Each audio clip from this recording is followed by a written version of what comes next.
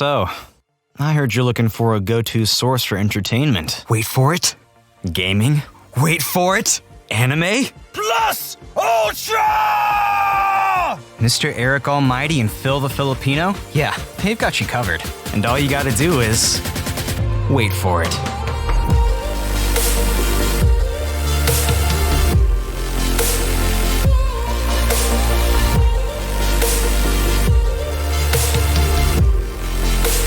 This is the Wait For It podcast.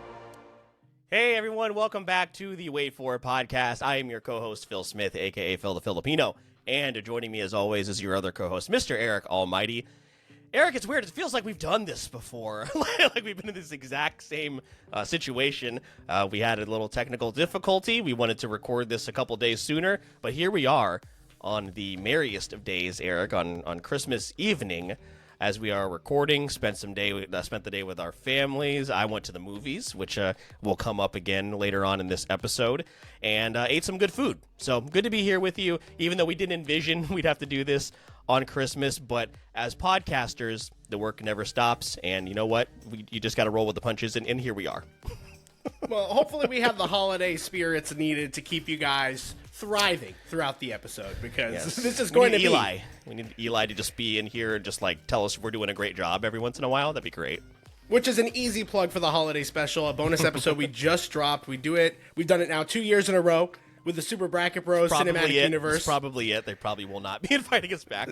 So check out that audio-only episode on all podcast platforms. For today, you are getting the pleasure of the Wait For It podcast end-of-year awards, which is, Phil, if I remember correctly, your words, the most acclaimed award show in history. Of the season, yeah. Just countless number of media requests in our inbox, and I apologize. We could not get back to everybody, but we'll circle back around in the new year, which I think is a good is a popular phrase around this time. So, but this is our, I think, fourth end of the year awards, and every single year it gets bigger and better. And as always, we have clips from some of our friends and guests that we had over the course of the last 12 months, which Eric and I can just not be more thankful for, whether you have agreed with what we had to say or not. The fact that you took the time to either listen to an episode, watch a clip on TikTok or Instagram, respond to us, the fact that you gave us any time is appreciated, and it helps the podcast. So we thank you guys so much.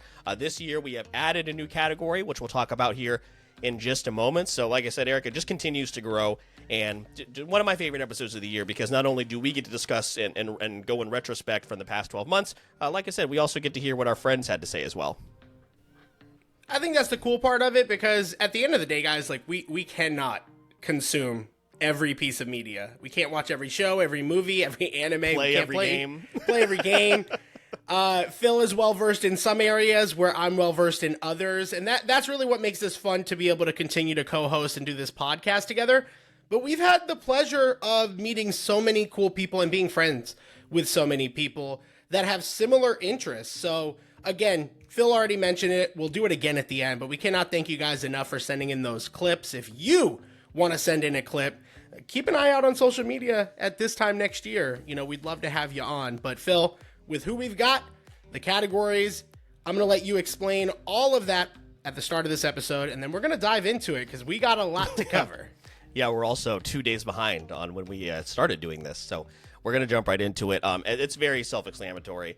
Best and worst categories from a bunch of different mediums, and we're going to talk about all of those with a couple of fun ones sprinkled in. And as we have been teasing for kind of a few months now, you guys will hear our full Letterboxd rankings for all the films that we have seen in 2023. What kind of content is that going to create? We will see. What kind of conversation that's going to create as well. Should be fun. I will say, Eric, that I did make some changes to save myself from further ridicule on the interwebs. So I hope you guys appreciate the work that I have been doing for you guys. But to give you guys the categories here, this is not in order. We will be mixing up the order as we go in the episode. We have, of course, best and worst film. Best and worst animated film is the new category we are introducing this year. We felt like we saw enough animated films that it warranted its own award and space. Best and worst TV show, game of the year, anime of the year, best and worst song of the year, artist of the year, and then 2 of our favorites, the Wholesome Award and Don't Be a Dick, which is a throwback to the OG days of What Did I Miss? So, Eric, like you said, let's just go ahead and jump into this thing. Our first category of the evening will be Best and Worst TV Show. And as we tried to do so a couple of days ago, we will start with one of our favorite vendors and a really, really good friend of ours that we have just gotten to know so well over the course of the last couple of years now. Let's see what he picked for his TV show of the year. Oh, best TV show. This is difficult. I feel like all of them have been, I just keep saying, are difficult. But I watched a lot of TV this year, especially because I usually paint to it. I can't really paint the music, so I tend to paint the TV shows. But I am a little behind on the TV shows, so a lot of the ones I can't mention because they weren't this year, they were last year. But I had to graph it out and list them all out.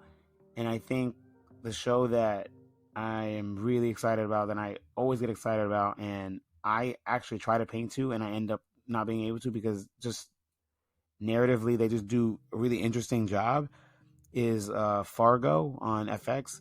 See, the newest season, I have not been able to not look away. Like, I keep watching, and all the crazy and ridiculous things they do, which, I mean, is kind of the point of the like narrative and the like crime drama stuff to it.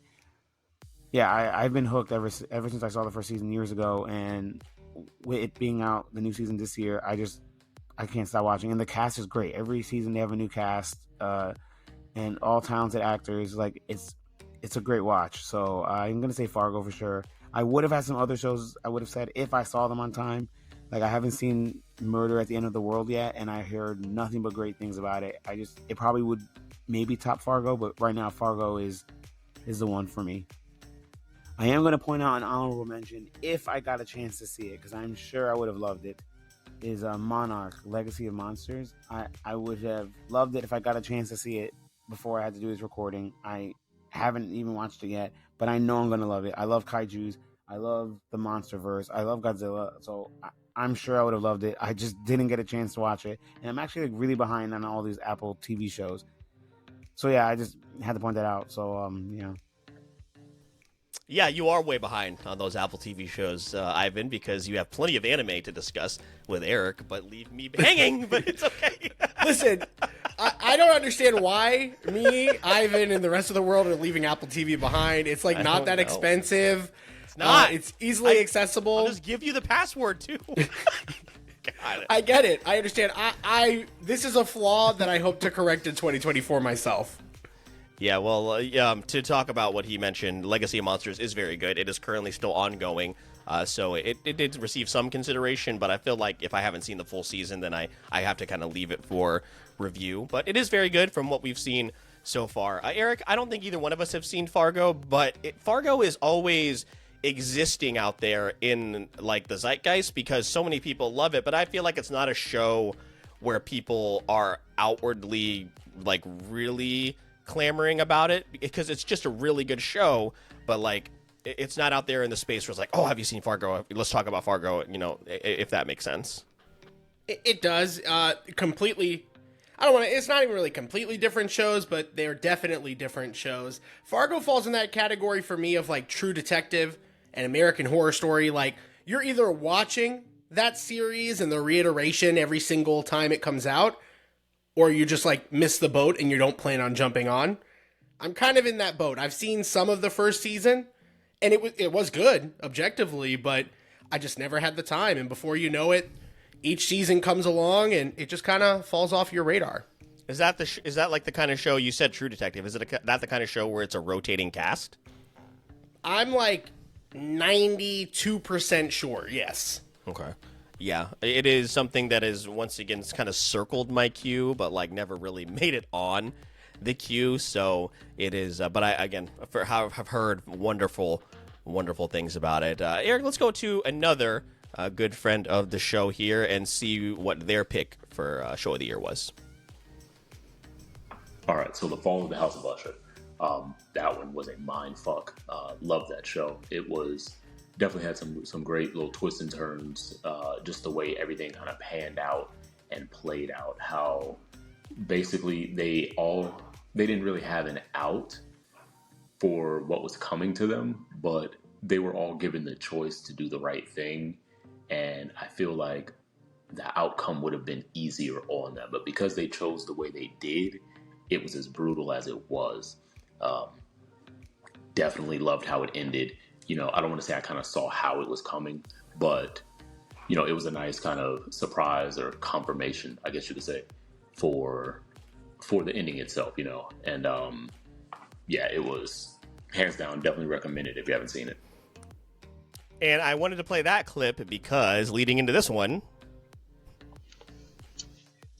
Hi, Wayfarer listeners, it's Falyn. I have to say that my vote for the best TV show of 2023, this was a hard choice for me, guys. I was in between two, and I finally made my choice. And I just want to do a quick shout out to Queen Charlotte, because that was going to be my choice, hands down. But after sitting with it, I've got to choose The Fall of the House of Usher, guys. Mike Flanagan has me in a fucking chokehold, guys.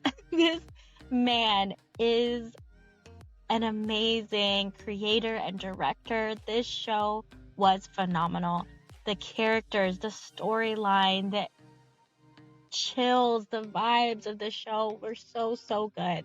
And his series every single year on Halloween are top tier all the time. I have enjoyed even his lowest shows. Like, I've still enjoyed them from start to finish. I've still wanted to continue with his stories, and this one just was amazing. And with his adaptation of Edgar Allan Poe, goosebumps from start to finish. This is it, my top show of 2023. So there we go. Shout out first to the Urban Weirdo, Jay, for coming on, longtime friend, and also my sister Falyn, who has joined us many episodes in the past. And there you go, Eric, 2 votes for The Fall of the House of Usher. For me, I just was surprised when I learned that was not about the R&B star. It was actually a horror, and I was probably not going to check it out. But what they are saying has been echoed by other people. I've heard it's phenomenal. I've heard it as well. It's just not in that avenue of TV of like must-watch TV for me. But I'd be lying if I didn't say the hype didn't come across my radar and almost convince me to put it in my queue. So, great pick. I hear a lot of great things. And just like you said, we just cannot watch everything. And also, just some things do not fall in line with what we are going to watch. So, again, another great reason this episode is so much fun. But Eric, let's transition to the negative here. Nobody sent in clips for their worst TV show of the year, so let's go ahead and start there. You and I know we were both kind of having trouble, and I wonder you kind of came to this conclusion right before we had recorded last time. And I'm wondering if we went the same route, because my worst TV show is something I actually didn't even watch. Is that where you landed? It's not great. I watched the first episode of this show, and I watched subsequent clips enough to determine I didn't want to revisit it. And honestly, I didn't watch a lot of TV I didn't like, and that's kind of the thing with me. That was me too. Yeah. Yeah, that's the thing with me with TV, and really anime too. It's really hard to find like a bad anime I don't like, because I'm really picky about what I watch. The show that I'm going to pick, which is unfortunately going to be the start of many attacks at Marvel, is Secret Invasion. Secret Invasion was bland, boring, idiotic. It felt out of line from everything else around it, and not in a good way, not in a way where like you're trying to be unique and it like sticks. Tonally, it didn't make sense, especially when your lead character is Nick Fury, and then he's a little jokester in back to being a jokester in Miss Marvel. So, really weird show. I watched the first episode, immediately turned it off, and not only did I hear that it didn't get better, I really did try to do my due diligence. Was there anything cool from think about it. In 2023, did you see a Secret Invasion clip where you're like, oh man, I'm really missing out? That show died. Got no internet buzz except for its stupid ending with its CGI fight at the end. You might have seen clips of that. Outside of that, that show completely fell under the radar, and what a concept to screw up. Yeah, all I remember is like you said in the final episode, where there was that character that had all of the powers from the different. It was like, hey, remember this character? They can do that. Like I was at that point, I knew I was never gonna watch this. Yeah, I'm never gonna go back to it.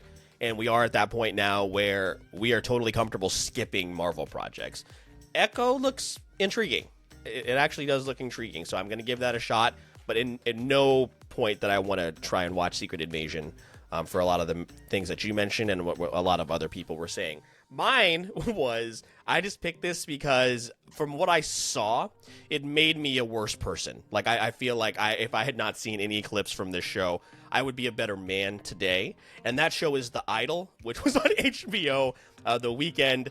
Came through Twitter and just ruined my brain, man. And the show's already been canceled, as I'm sure a lot of you know, and the clips that came out of it, you were like, there's no way this is a real television show. And you know what? I don't care that I didn't watch this. This isn't the worst TV show of the year, and I think a lot of top 10 lists have confirmed that. But yeah, again, everything that I saw from that show just made me very uncomfortable, and I'd hope I never see them again. Again, a great example of a show that, like, if I watched, it would be on this list. It'd be probably my top pick, but I'm just not going to watch shows that are objectively bad. What even is, I'm still not 100% sure what it's about. Apparently The Weeknd, which is a problem. And his genitalia, stuff, which was talked about way too much. He's a fucking freak, dude. Just ran Weird. through Twitter. Love The Weeknd, but my over the God. course of I don't know, it's kind of ruined him. Hey, I'm always going to enjoy his. I can separate the music and the person. I've now had to separate the music and the person when it comes to The Weeknd. So bad. But well, let's get to the positive side here and go with our best TV shows of the year. I'll go first here, Eric, and there were certainly some contenders. And one contender, one honorable mention that I will point out is the season 2 of Legend of Vox Machina, which is outstanding. Have continued to very, very much enjoy that show.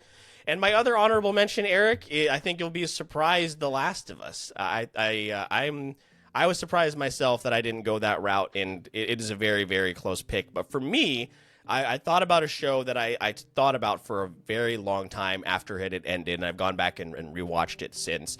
And it's Shrinking on Apple TV with Jason Segel, Harrison Ford. It is absolutely outstanding. It ends on a big-time cliffhanger, so I cannot wait for it to return. Eric, you know Jason Segel is like one of my favorite comedic actors and also just favorite storytellers in general. So when I found out he was going to be on my favorite streaming service, Apple TV, and then brought this very complex and important story about like mental health and just taking care of yourself and also finding comfort in like a found family, it was like right up my alley. It was like the perfect storm of Apple TV shows, and it is outstanding. And it took very, very closely took the edge over The Last of Us for me. Not a surprise. Not the Apple Plus TV Plus, Apple Plus TV show that I thought. That's how little I watch of Apple, shows. But it's not surprising that you picked one. It's surprising that it wasn't Severance. I thought that would have definitely been your pick. Severance, I think, came out at the end of last year. That would be why. Severance was my 2022 show, I think, actually. That's actually fair. That's fair. So that makes more sense. I will say, though, the reason I mentioned Severance is because Severance and Shrinking are the 2 TV shows, and Ted Lasso, obviously. But I see most of that on TikTok. So those 2 shows are the ones that I plan on probably watching first whenever I get Apple. So as far as that goes, that makes sense. The Last of Us, also a close contender for me. You will disagree, but I know you won't disagree with the reasoning. My pick for favorite TV show is clearly The Bear. And the reason it's The Bear season 2 specifically is because of the back-to-back amazing episodes leading to my favorite episode, probably that I've ever watched of TV. It's up there. If I really ranked it, it's not only top 10, I would maybe consider top 5. And those 2 episodes are Fishes, which was really great, is the Christmas dinner flashback. Then leads into Forks, which is season 2, episode 7. And what they do with Richie in that episode, I just cannot get it out of my brain. I think about it from time to time. From start to finish, that episode captivated me. And it's just hard not to pick the television show that had the episode that I consider to be in that high regard. So The Bear season 2 is my pick, but man, The Last of Us was going to give it a run. It had some pretty solid episodes in its own right. Yeah, I will agree with you. Like, as we mentioned on Late to the Party, The Bear was not completely my bag, but I understood why it has secured its spot amongst one of the best TV shows on right now. And Forks, like you said, is a standout. And I think really it's just like I just really like Richie as a character, and I like that development. But yeah, I'm not surprised that you went that route. I am a little surprised neither one of us picked The Last of Us, but that doesn't take away from Last. Maybe it's because we just already knew the story, whereas opposed to the shows that we picked are they're brand new. They're totally independent IPs. It's also telling that like it was really early in the year, so like I do feel like that sometimes works against it because it's not fully like if you think about the 3rd episode of The Last of Us, I'm talking about. The Forks episode with Richie, I'm talking about that in the way we were all talking about that episode of The Last of Us. So, again, The Last of Us absolutely deserves its flowers. I'm hoping we're getting a lot of award wins from the lesser award shows, like the Emmys and stuff. Again, hoping they get their flowers.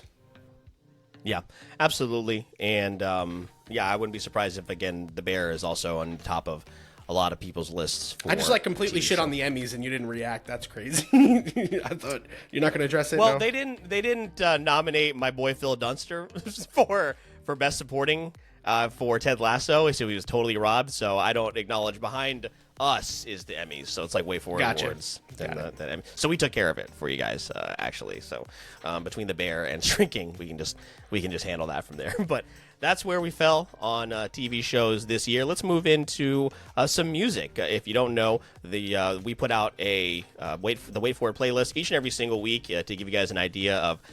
It's a really good way to figure out where Eric and I are mentally, depending on what kind of music is on there. And where are you? Sometimes you should check on us, is what I'm saying. So, I'm so sorry. So we have first up, we will do best and worst song of the year. And for the second year in a row, one of our good friends and fellow Super Bracket Bros Cinematic Universe member sent in a clip for their song of the year. So let's go ahead and see what they had to say. Hello, it's Andrew from the Friendly Neighborhood Gamers here. And my award for song of the year is Watch the World Burn by Falling in Reverse. Falling in Reverse has been steadily gaining popularity over the last few years with the singles they've been releasing. Watch the World Burn feels like the culmination of everything they've done up to this point. The blending of genres is at its peak in this song. Say what you will about Ronnie Radke, but the dude has massive talent when it comes to songwriting and performing, and this track feels like him pulling out all the stops and really showing off. Along with that, all of the live performances and remixes of the song this year have been fun to see online. Yeah, Falling in Reverse, like you mentioned, their lead singer, turd, but as far as their music, very, very popular. I also have listened to quite a bit of their music. I've actually seen them in concert twice, Eric. I don't know if you know that. I've seen them because they open up for like Issues or they were at Warped Tour. So I never went to go see them. Like I didn't see them specifically, but they were on tour with Issues a couple times. So I've seen them in concert and they put on a really great show. Just like you mentioned, separating the artist from the person, but not surprised as far as Andrew's pick there. It's very much in line with the style of music that he picked last year, as well as the Christmas special. Very much in line. We've got a diverse list, I'm sure, that's going to be on here. It's not a bad pick. My pick. Do we have any other ones we're playing? That was only one. Song of the year, yeah. So do we want to go worst first? Are we going to do bad song? We could do worst. Okay, let's do worst. So songs that weren't good, like the one that Andrew was so kind to give us. I don't normally hate music, really. Again, I've got to really hate a song. I feel like the two of us have a pretty strong palette for all genres of music. But I think we can all agree that nobody is actively listening to We Didn't Start the Fire by Fall Out Boy. Is that also your pick? It is. It's Listen, so bad. We could have... So bad. Where Try That in a Small Town by Jason Aldean is bad for other reasons. Yeah. This song is just objectively... It's never a song you want to listen to twice. Did we ask for it? Did we need it? Listen, if the band Fall Out Boy is happy they did it and they like it, I think we should all be happy they made it. Outside of that, Sure. outside of that, they didn't make this for us. That's for sure. You can't tell me. You cannot make a song that mentions Pokemon and 9/11 in the same verse. Can't do it. What were they thinking? Who in their marketing company or whoever, their management, whoever it was like, you know what you guys should do? Or maybe they thought of it. I don't know. I am looking forward to hopefully seeing them in concert when they come here in Jacksonville, Eric. They better skip this song, or at least we'll know when to go to the bathroom or something. Yeah, no, I guarantee you it's on the set list. And I'll again, when Google it. the original We Didn't Start the Fire, like, I get it. I get why they did what they did and how they did it. It's just nobody asked for this. Nobody wants this. Yeah. So that's my real gripe. They start off with it. It's the first song on their set list. At least they get it out of the way. Yeah, you didn't want to know that, Phil. You did not want to actually know that. So that aside, a lot of great music this year. So much. There are some really good songs at the end of this year. I'm thinking about doing a TikTok video about it. Songs that would have been on my Wrapped in the month of December. So I feel really bad for a lot of songs not getting their shine here. The one I'm going to pick, of course, has to be an anime ending song, which is called Mephisto by Queen Bee. And Queen Bee does so many good openings and closes in anime. You've probably heard of them. You're going to definitely know the voice if you've heard of them. But this song was fantastic. I listened to it a lot. It was my 4th or 5th highest played song this year. And honestly, I'm surprised. Had it came out in January, it would have been number 1. So Mephisto, Queen Bee, something really special about how it starts off, the sound, the violins, and then it just gets into this raspy kind of vocalization. A song that I love for an anime that I love, which we'll talk about later. Mephisto, Queen Bee is my pick. You get right up your alley to go with an anime related song. I went a little bit differently as far as just music in general. There were a lot of songs in contention that were just standard songs. But Eric, I also went with a song that is tied to another form of entertainment, which is in a movie, and it is called I'm Just Ken.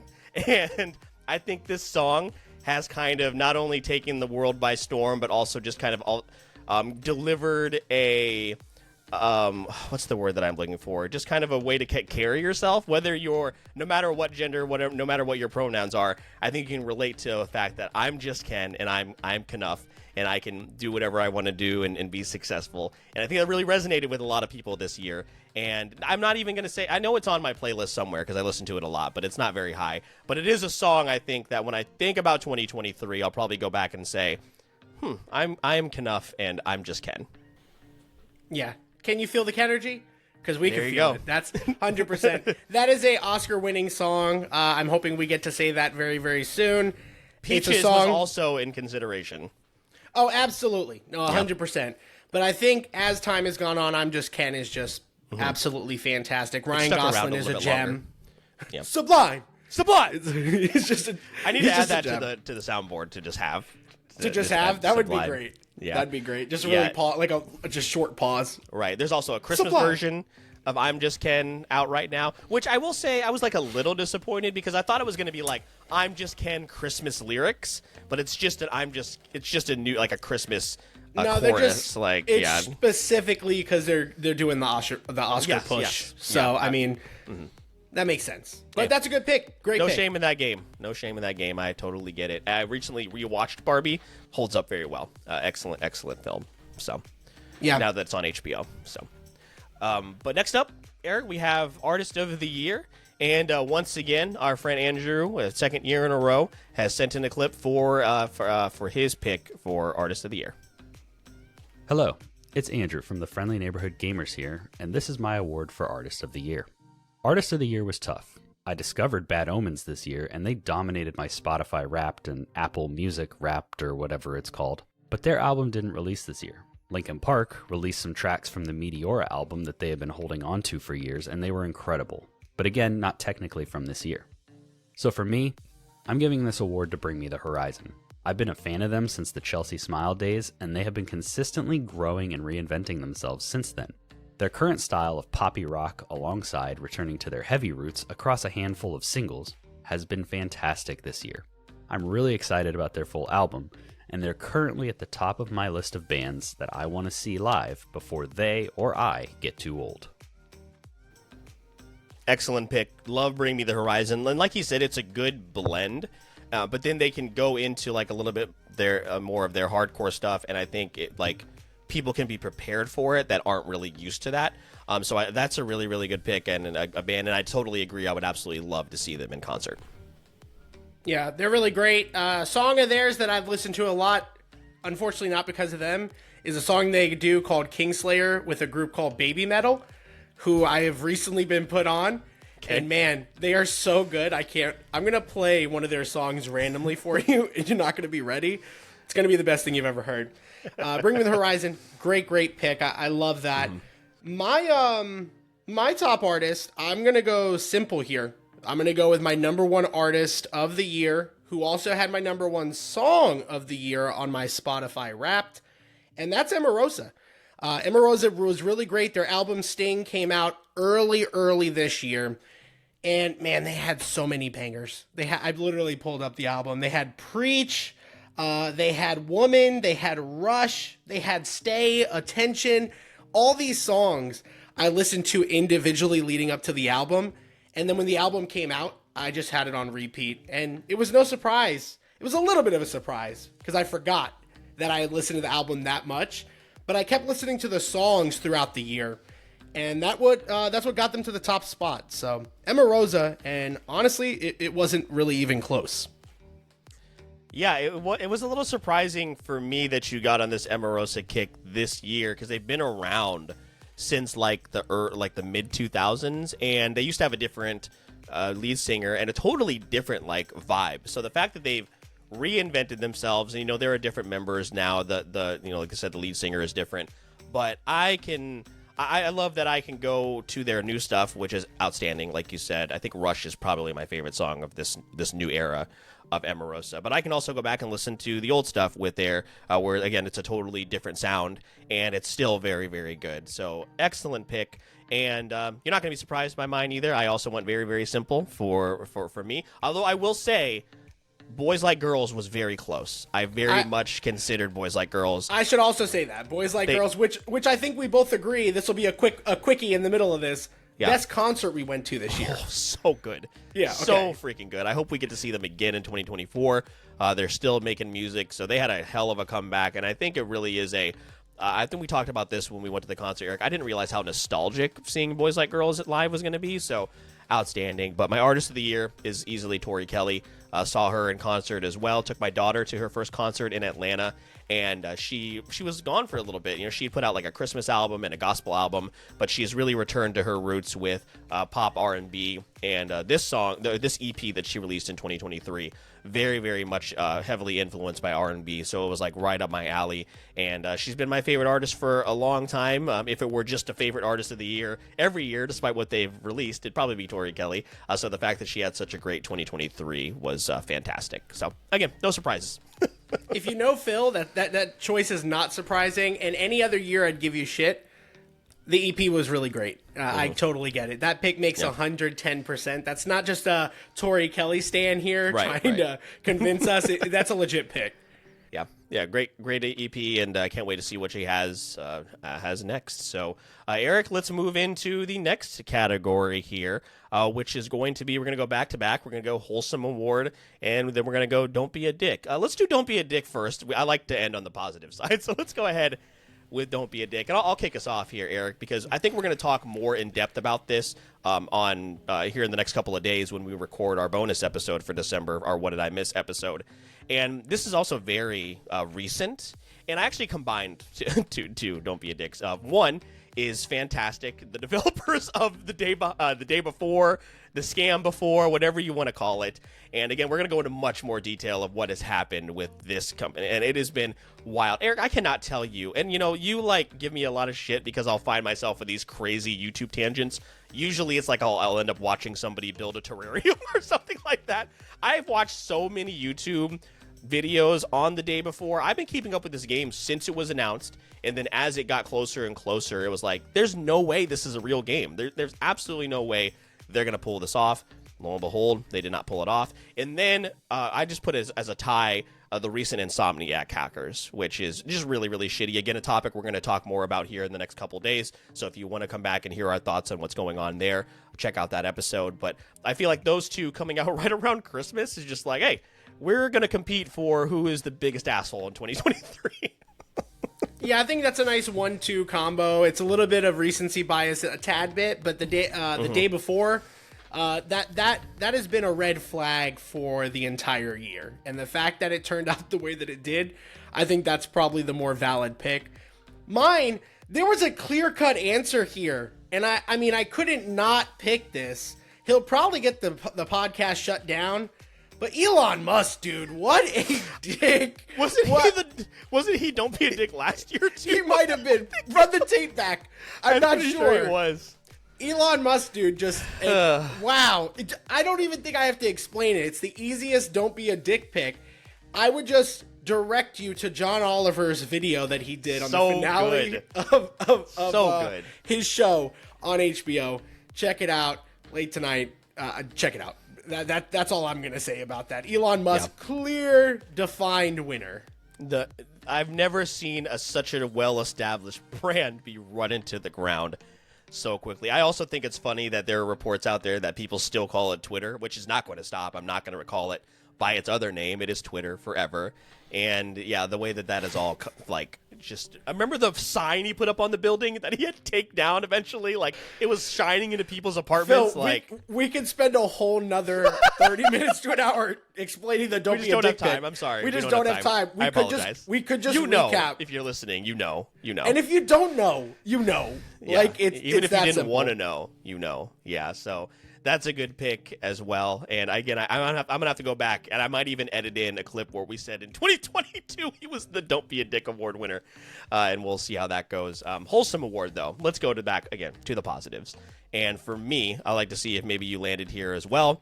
Kiki Kwan, who had an absolutely outstanding year.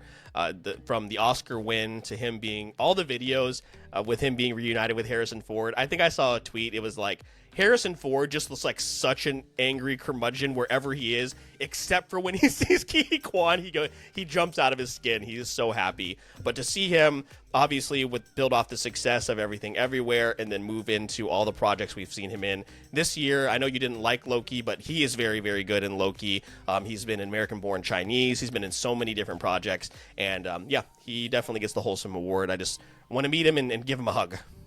Yeah, I mean, it's kind of a cop-out because I think we picked Brendan Fraser last year, and they both went on to win Oscars. His Oscar win is one of the reasons. That speech was a great speech. And yeah, I did not love season 2 of Loki. Not because of him, though. Ki-hee Kwan was amazing, fantastic. I loved his character. I want to see that character pop up in the MCU. I just, infectious is the word I would use. I loved him. Absolutely loved him, and I can't wait to see his career flourish at this point. I hope he gets every role that he dreams of, and he's going to knock it out of the park. So really excited to see what the future holds for him. It's a great story, and when we talk about the opposite of our Don't Be a Dick award, I mean, you can't get any better than this. Yeah, so Ki-hee Kwan, the award is in the mail. I'm sure we'll see pictures of him on Instagram with the actual physical award. Yeah, he'll be on an episode of Creator Spotlight for sure. Any day now. So we appreciate that. But yeah, easy pick for the Wholesome Award. Let's move into our brand new category, Eric. Best and worst animated film. And we did get a couple of clips here. Let's start with the worst animated film. And I'm going to throw this out here just so people get mad at this person and they don't get mad at me. So I realized I didn't watch that many animated films this year, and I have to say that the worst animated film of 2023 has to go to Teenage Mutant Ninja Turtles. Honestly, it's more so just for default of me liking all of the other animated films I watched this year more. I honestly didn't like the animation too much. It wasn't a big hit for me.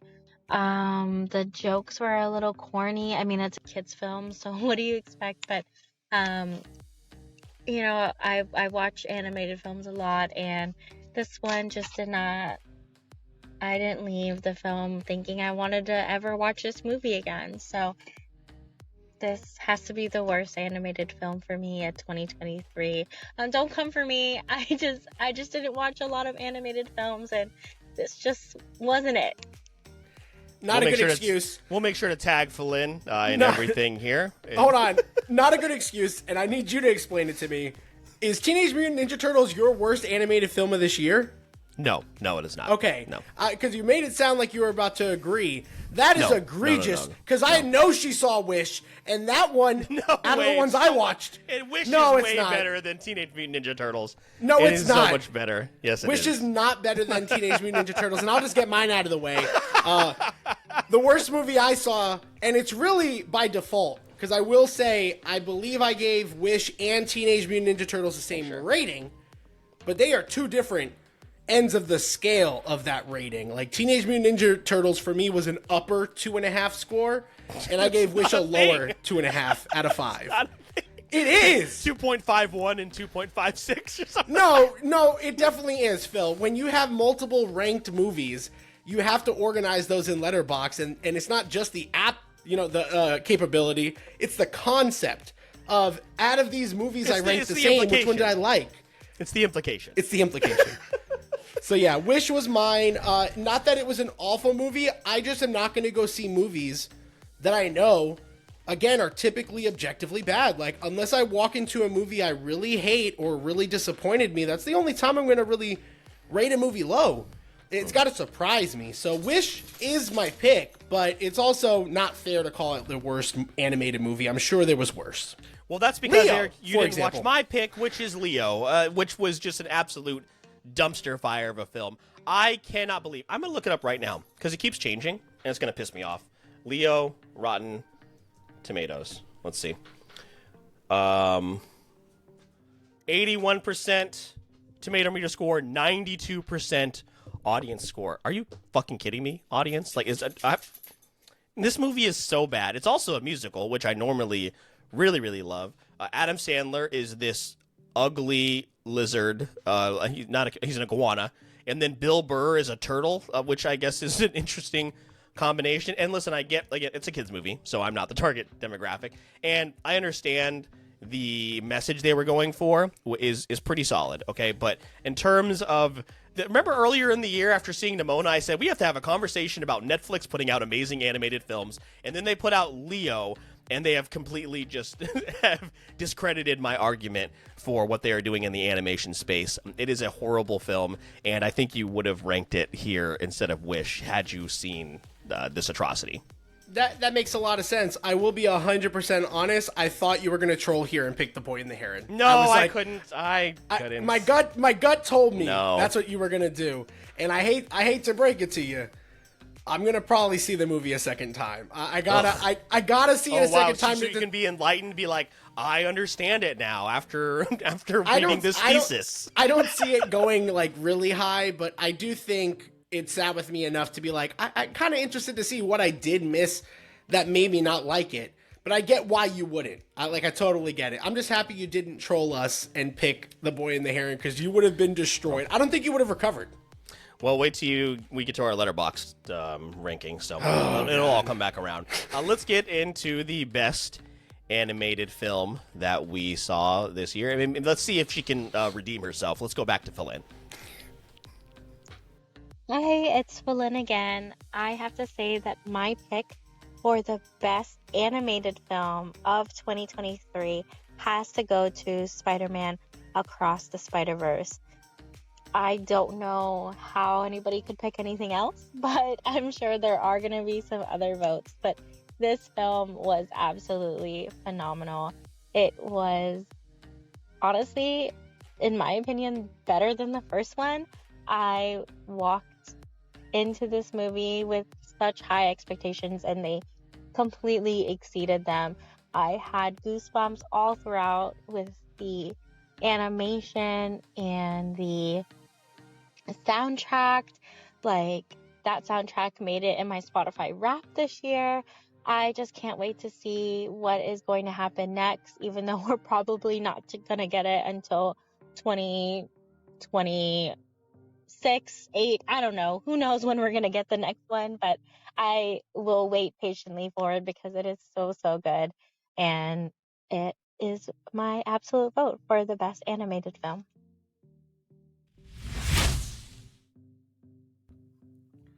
For best animated film, this was the hardest category for me. I just feel like we had a lot of great stuff this year, and I really went back and forth. I loved Spider-Man Across the Spider-Verse. I loved Suzume. I actually really did love The Boy and the Heron, or the Japanese name, How Do I Live? And I actually really loved another anime film called Psychopath's Providence. I feel like it's anime that falls under the radar. But either way, when I go back and forth between all these things, I think I'm leaning towards Spider-Man Across the Spider-Verse.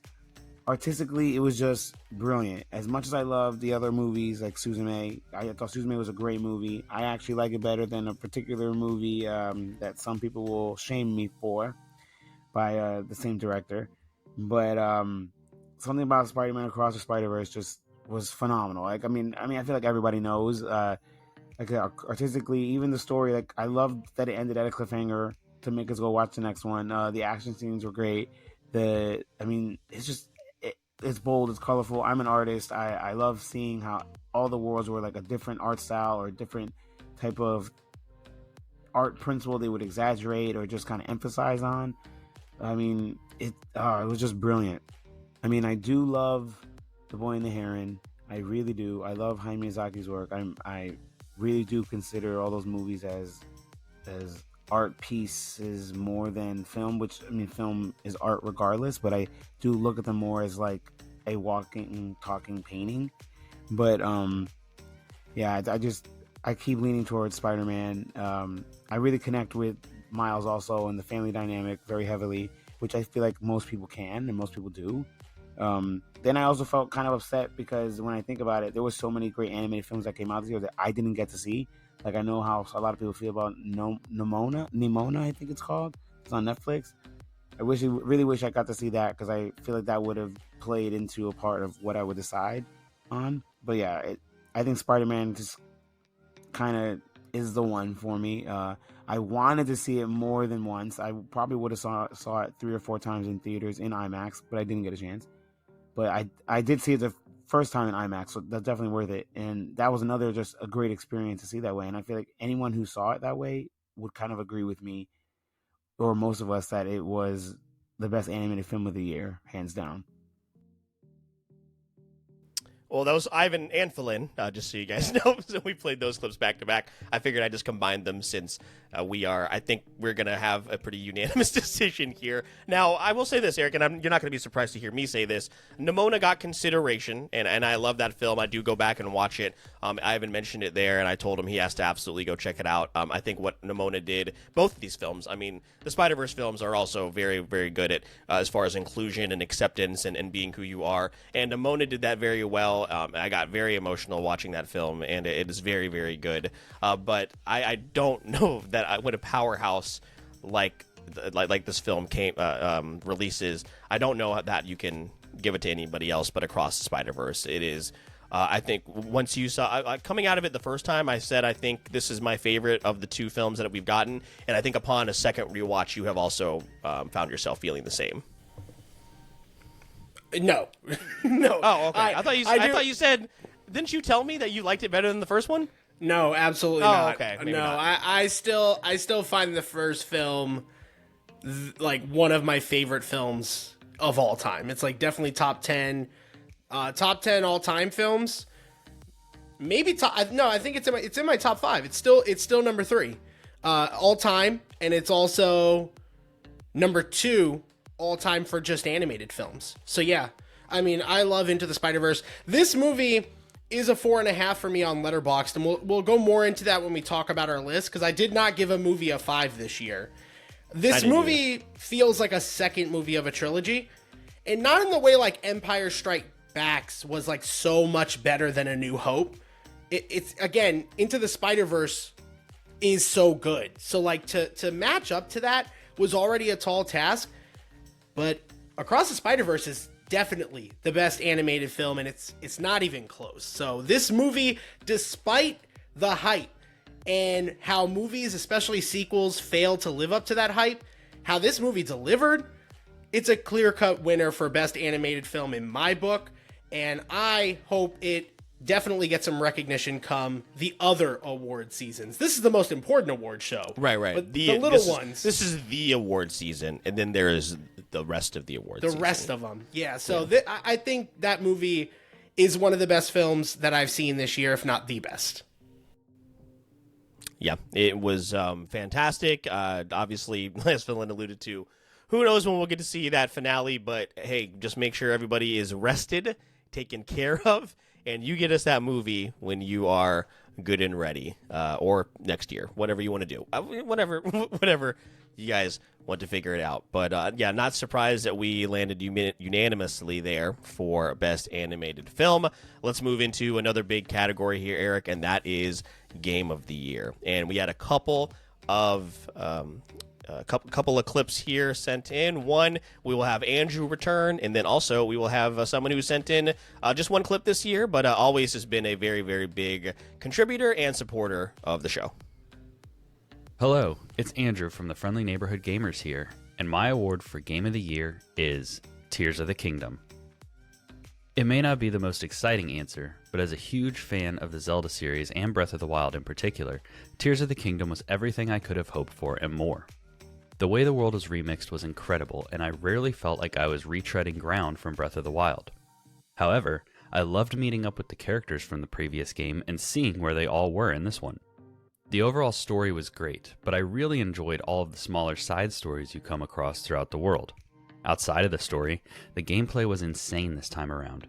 Sure, the basics of travel and combat are the same on the surface, but introducing Ultra Hand, Fuse, Ascend, and all the other new tools Link has at his disposal in this game added so much depth to the foundation that Breath of the Wild created. On top of all of that, the Ganon-Zelda-Link relationship in this game is one of my absolute favorites, and the final boss fight is a new high for the series. As a longtime Zelda fan, I had high hopes for this game, and not only did it meet those hopes, it exceeded them.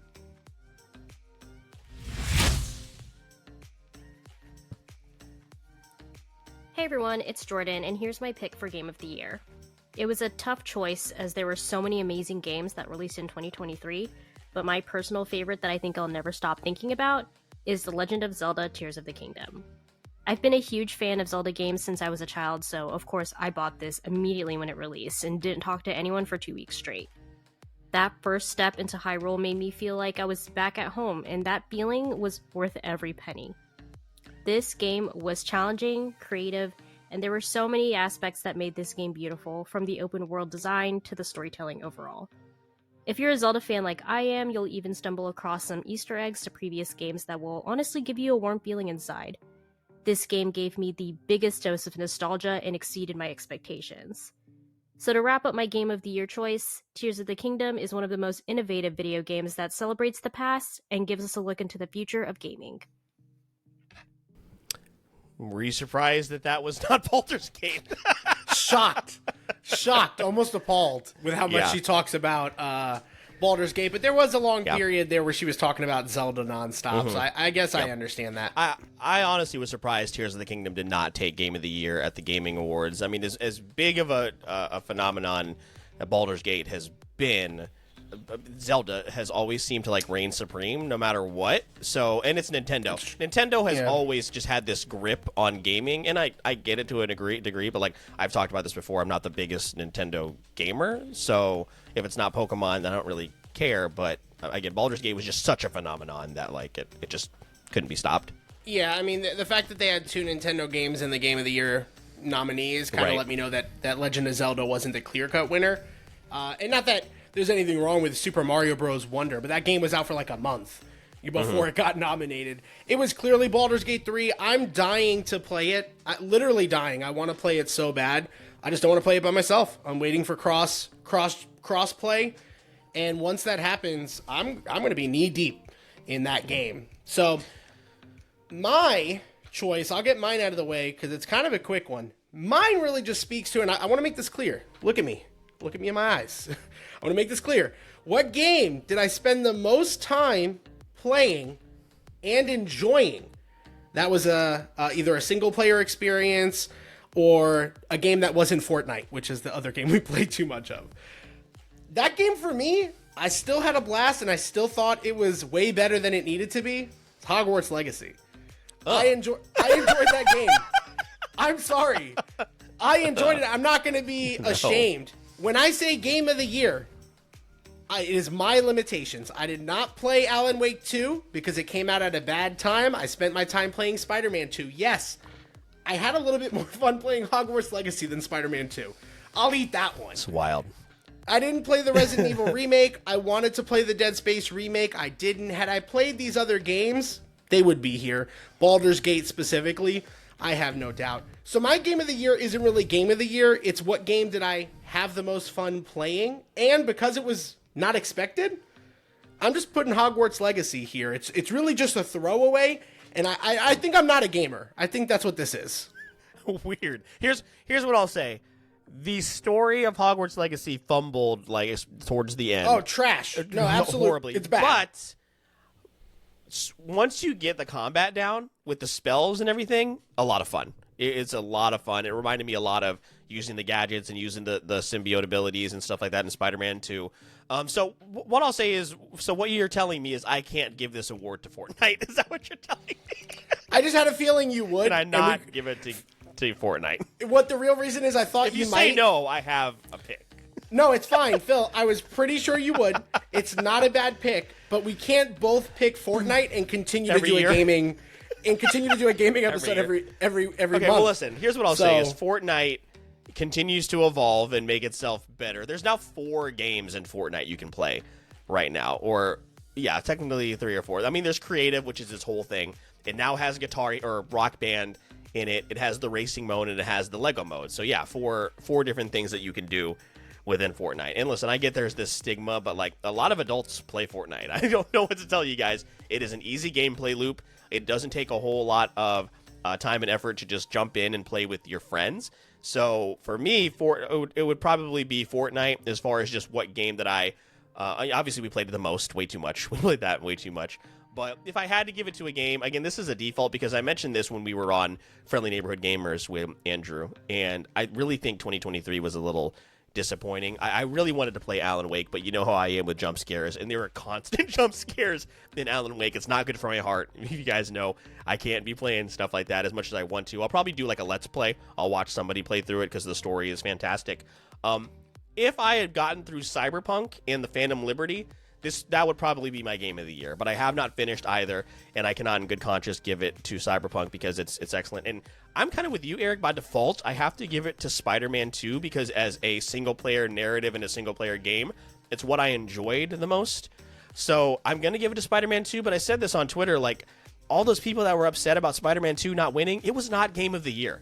Okay, is Baldur's Gate a game I want to play? No, but it was innovative, and a lot of people really, really enjoyed it. And when I look at Baldur's Gate gameplay and I compare it to Spider-Man gameplay, and they're two totally different types of gaming, obviously, what went into Baldur's Gate looked like it does look interesting. Spider-Man was a little disappointing. We both gave it B+ on FN Gamers, so I think the third game will be excellent. I'm excited to see what happens with Wolverine. But the second game fell a little short, but by default, because of the single-player games that I played, I got to give it to Spider-Man. So for both of us, we're kind of like, like here we are. I'll take it because we have people we respect, like your Friendly Neighborhood Gamers, who listen to this, and they're not going to take us seriously after this, and it's okay that you don't. Listen, we need 2024 to make up for this, and we understand. We do. I definitely wanted to play more games than I did from a single-player standpoint. Some examples of that, Starfield. I have it downloaded on my Xbox, just not playing it. I Just have not something playing for it. you, Eric, because Andrew sent in a bonus clip. We didn't ask for worst game of the year, but he sent us in a clip anyway. Uh-oh. Hello, it's Andrew from the Friendly Neighborhood Gamers, and here's my award for worst game. We had some real pieces of crap released this year. Games like Lord of the Rings Gollum, The Day Before, and those games based on The Walking Dead and King Kong all set new lows for what we can expect from the gaming industry. However, I did not play any of those games. The worst game I played this year was probably Starfield. I wasn't overly excited for Starfield since it isn't a genre that speaks to me, but it was still the first big RPG from Bethesda since Fallout 4. Fallout 76 doesn't count. As soon as I launched into the game, I felt like something wasn't right. It felt like the same old Bethesda, but somehow worse. It was worse in the way that exploration worked. The game is segmented by so many loading screens and menus that it takes away the magic of exploring that the other Bethesda games nailed so well. Along with that, the core gameplay just wasn't exciting for me. Objectively, Starfield isn't a bad game. It just didn't work for me. I know there are people out there having fun with it, and I'm happy for them. I'm hopeful that Elder Scrolls 6 will be more exciting for me when it releases in 2035. 2035. He's probably like not that far off, which is the sad part about that. The sad part, yeah. That'll But be when GTA 6 comes out. That's true. We'll be eating good in 2035. Never mind. But We here's won't because we'll have also- dentures in. That's true. Well, here's also the thing about Starfield is, he's like you said, people are enjoying it, but also like the Starfield community is kind of scrambling right now because the game just hasn't lived up to Bethesda standards. Like their engine is outdated, which I don't know how you feel about when it comes to Elder Scrolls. Like that has to be a little bit concerning. I don't know if they're going to upgrade it between now and then, but the game is just a whole lot of nothing. Like I don't know if you saw that story where Bethesda, I don't know if it's probably bots that were responding, but like we're literally responding to Steam reviews and Steam comments. Like it's just not a good look, and it's an unfortunate fall from grace for a company that obviously has so much clout. Yeah. No, I agree. Again, games that I wanted to play that would likely take the title for real are games like Alan Wake 2, Baldur's Gate 3. I hope I can convince myself to get into Alan Wake 2. I really badly want to play Baldur's Gate 3. I've elaborated why that didn't happen.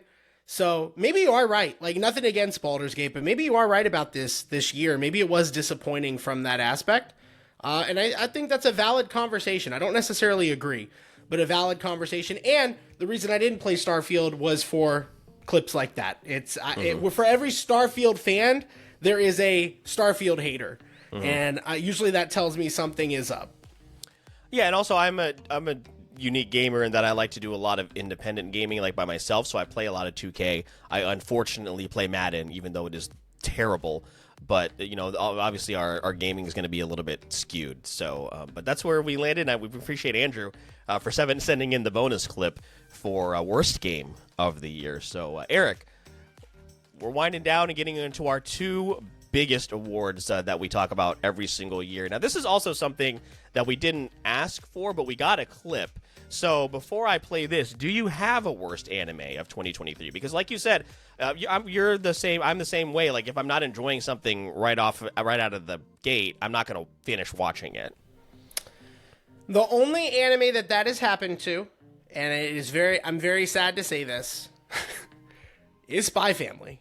Spy Family season 2. I haven't watched season 2, so not worst, but end of season 1 wasn't great.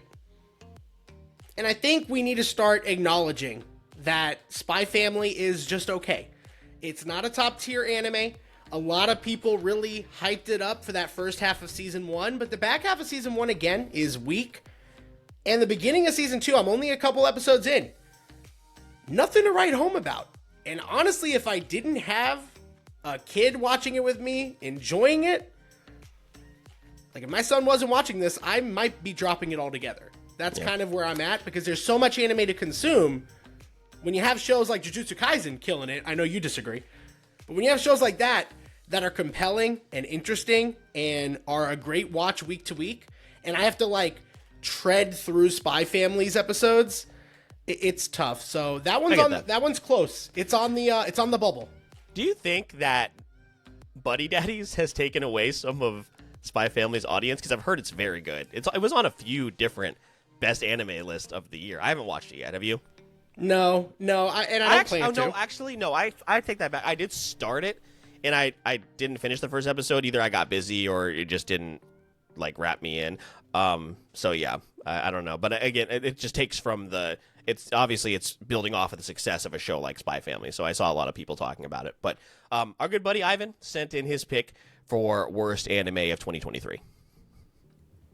When it comes to worst anime of the year, that was not hard for me. It was actually the easiest out of all the categories. I watch a ton of anime, and I do drop some when I don't like them, but I did not feel as strongly of disliking something as I did this. Like, I am going to start with it. I did like the original series of this when it came out years and years ago, but when they announced they would be making new ones, there was excitement for the fandom, but they have kind of been falling flat every time, and this one was just the worst out of all of them. It's Fooly Cooly, and the one I'm talking about for this year was Fooly Cooly Grunge. It wasn't great, and unlike the original one, this one's done in CG, and I already don't love CG anime most of the time, but this wasn't like Trigun Stampede, where Trigun Stampede, they succeeded. And no offense to the artists and animators, because I know they're working hard, and we have to respect that for sure. But this one just wasn't great. And, then there's the fact that the story seems barely connected to the original in any meaningful way. So it's just like, when you're going to link it to it, but it just doesn't measure up, I feel like it's going to be hard for anyone to kind of judge it on its own merits. And it was just kind of set to fail. So, I don't know. It was just really poor direction. And the look of it is just not great. So definitely for me, that was the worst of the year. So, Eric, I don't know what this is. Do you have anything to add? No, I've heard a lot of great things, I believe, from Ivan about Fooly Cooly. It actually is one of those shows that is on my radar, but it's just not up there to come into my queue anytime soon. But it's one I'm aware of. I know I definitely want to watch at some point, because I've heard people that like it really like it. So I'm really sad to hear that. I did not know there was any resurgent in content for that franchise. It sounds like it didn't go well, so that's not what you want to hear. But I'm glad that it wasn't anything too crazy. And honestly, Phil, there was so much good anime. I have a feeling I know what your anime of the year is, so I'm really excited to see where you landed. Yeah, we're going to have Ivan come back in here in just a moment. But let's get to someone who we haven't heard from quite yet, a really, really great content creator that we are excited to link up with again here very shortly in the next couple months at Brick City Anime Festival. What's going on, everybody? Jacob with Nova Stars AC here, stopping by the Wait For It podcast, and I see a topic listed for Anime of the Year, and without a doubt, if you ask me, entirely, hands down, you gotta go with Attack on Titan. We finally, in all caps, finally got the finale, and in my opinion, these are just the best characters, some of the best characters in anime. Some of the best character arc and development from start to finish. If you never read the manga and went ahead to understand the story and get the lore, if you're just watching, from season 1 to season 2 to 3, all the way until the end, I mean, going back early on as a fan who started this from the very first episode without reading the manga first, there was absolutely no way that I could have ever predicted the route that they went. The writing, how everything transitioned, the characters they've added, and how everything was twisted without giving any spoilers with both the protagonist and antagonist. It was just the best character development, some of the best animation that we've ever seen, and overall, that's just one of the best anime series that you can watch, and that is without a doubt Anime of the Year, Attack on Titan, if you ask me.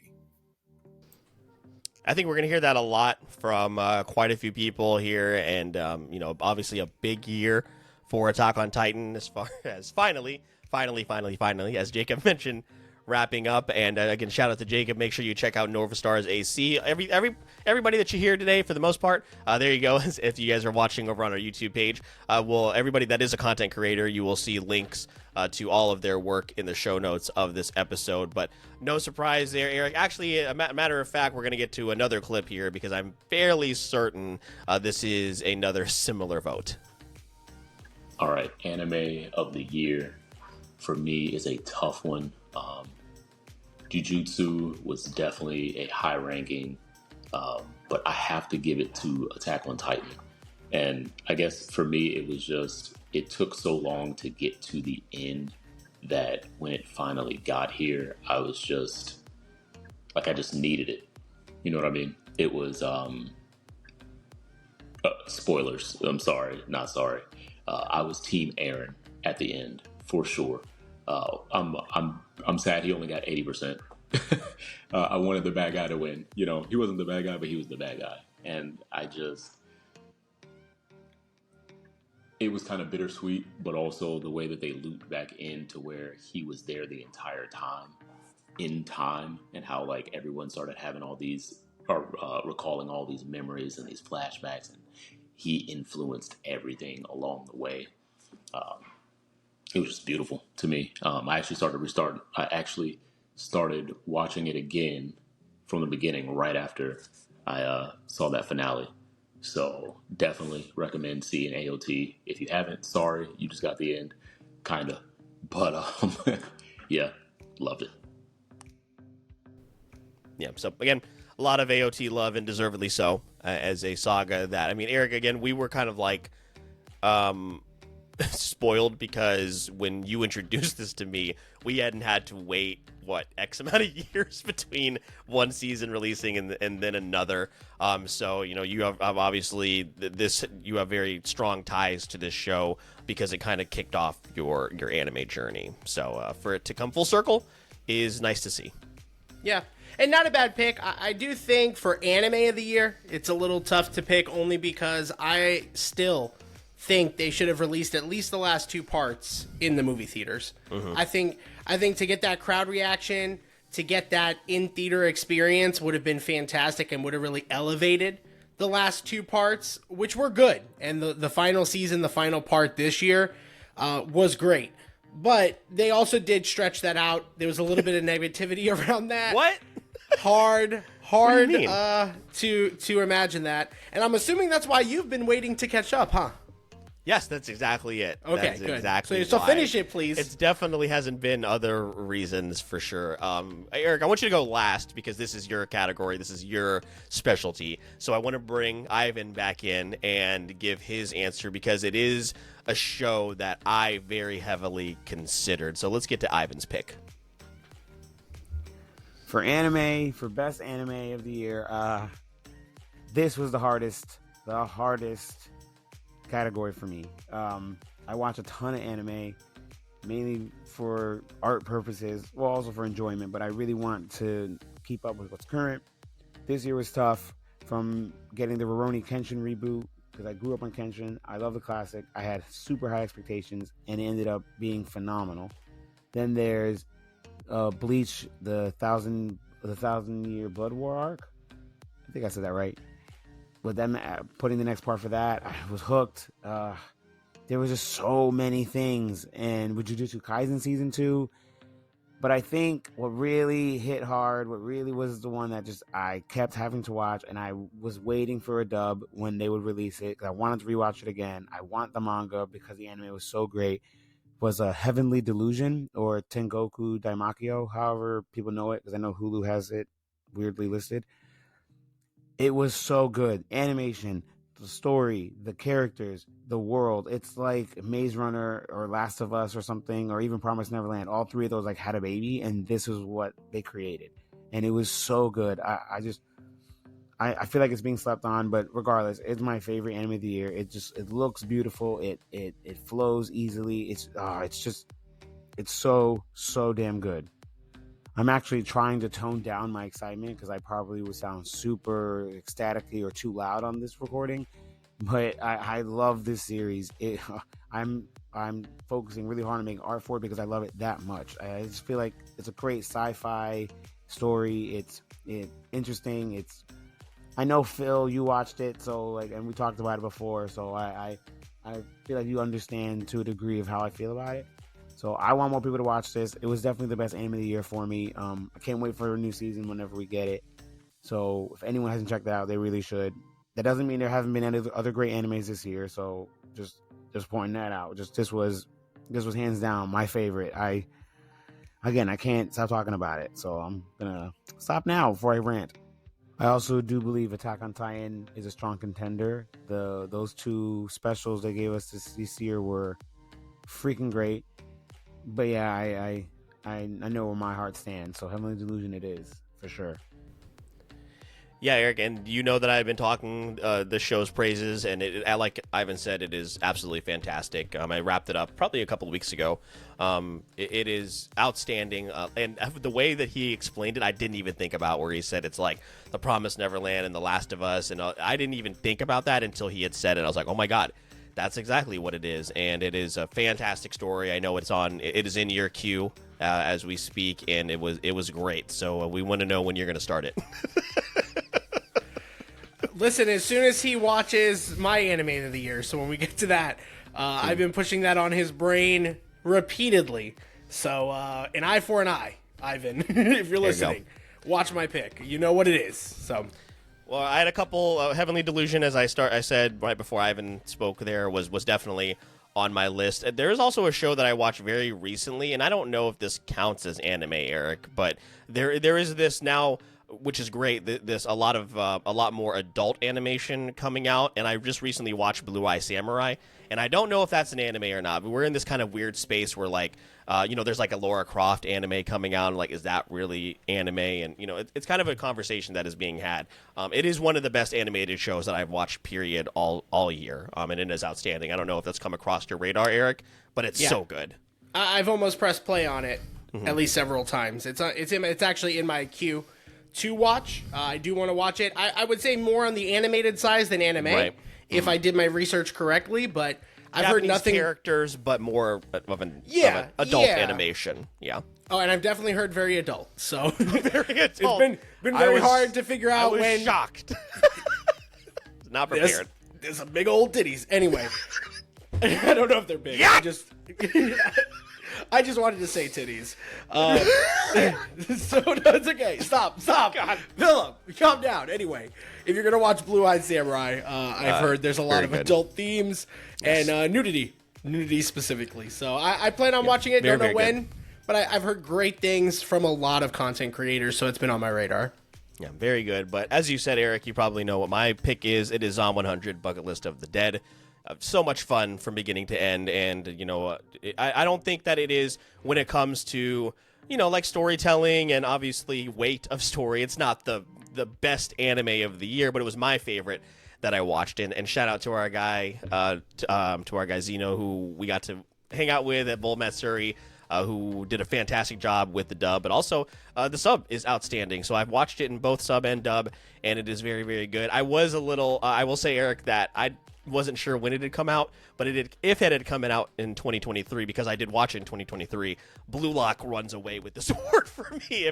But it did come out late 2022, so it did not make the cut. But Zom 100 Bucket List of the Dead, so much fun, and I can't wait to dive deeper into the manga. No, totally, and that's also on my watch list. I need to watch it. It's just all the production issues that happen behind the scenes, the delays in episode releases. Once I caught wind of that, I was like, I'm just gonna wait to binge it. So that's been the unfortunately poor situation going on with Zom 100 for me. Blue Lock, I would still consider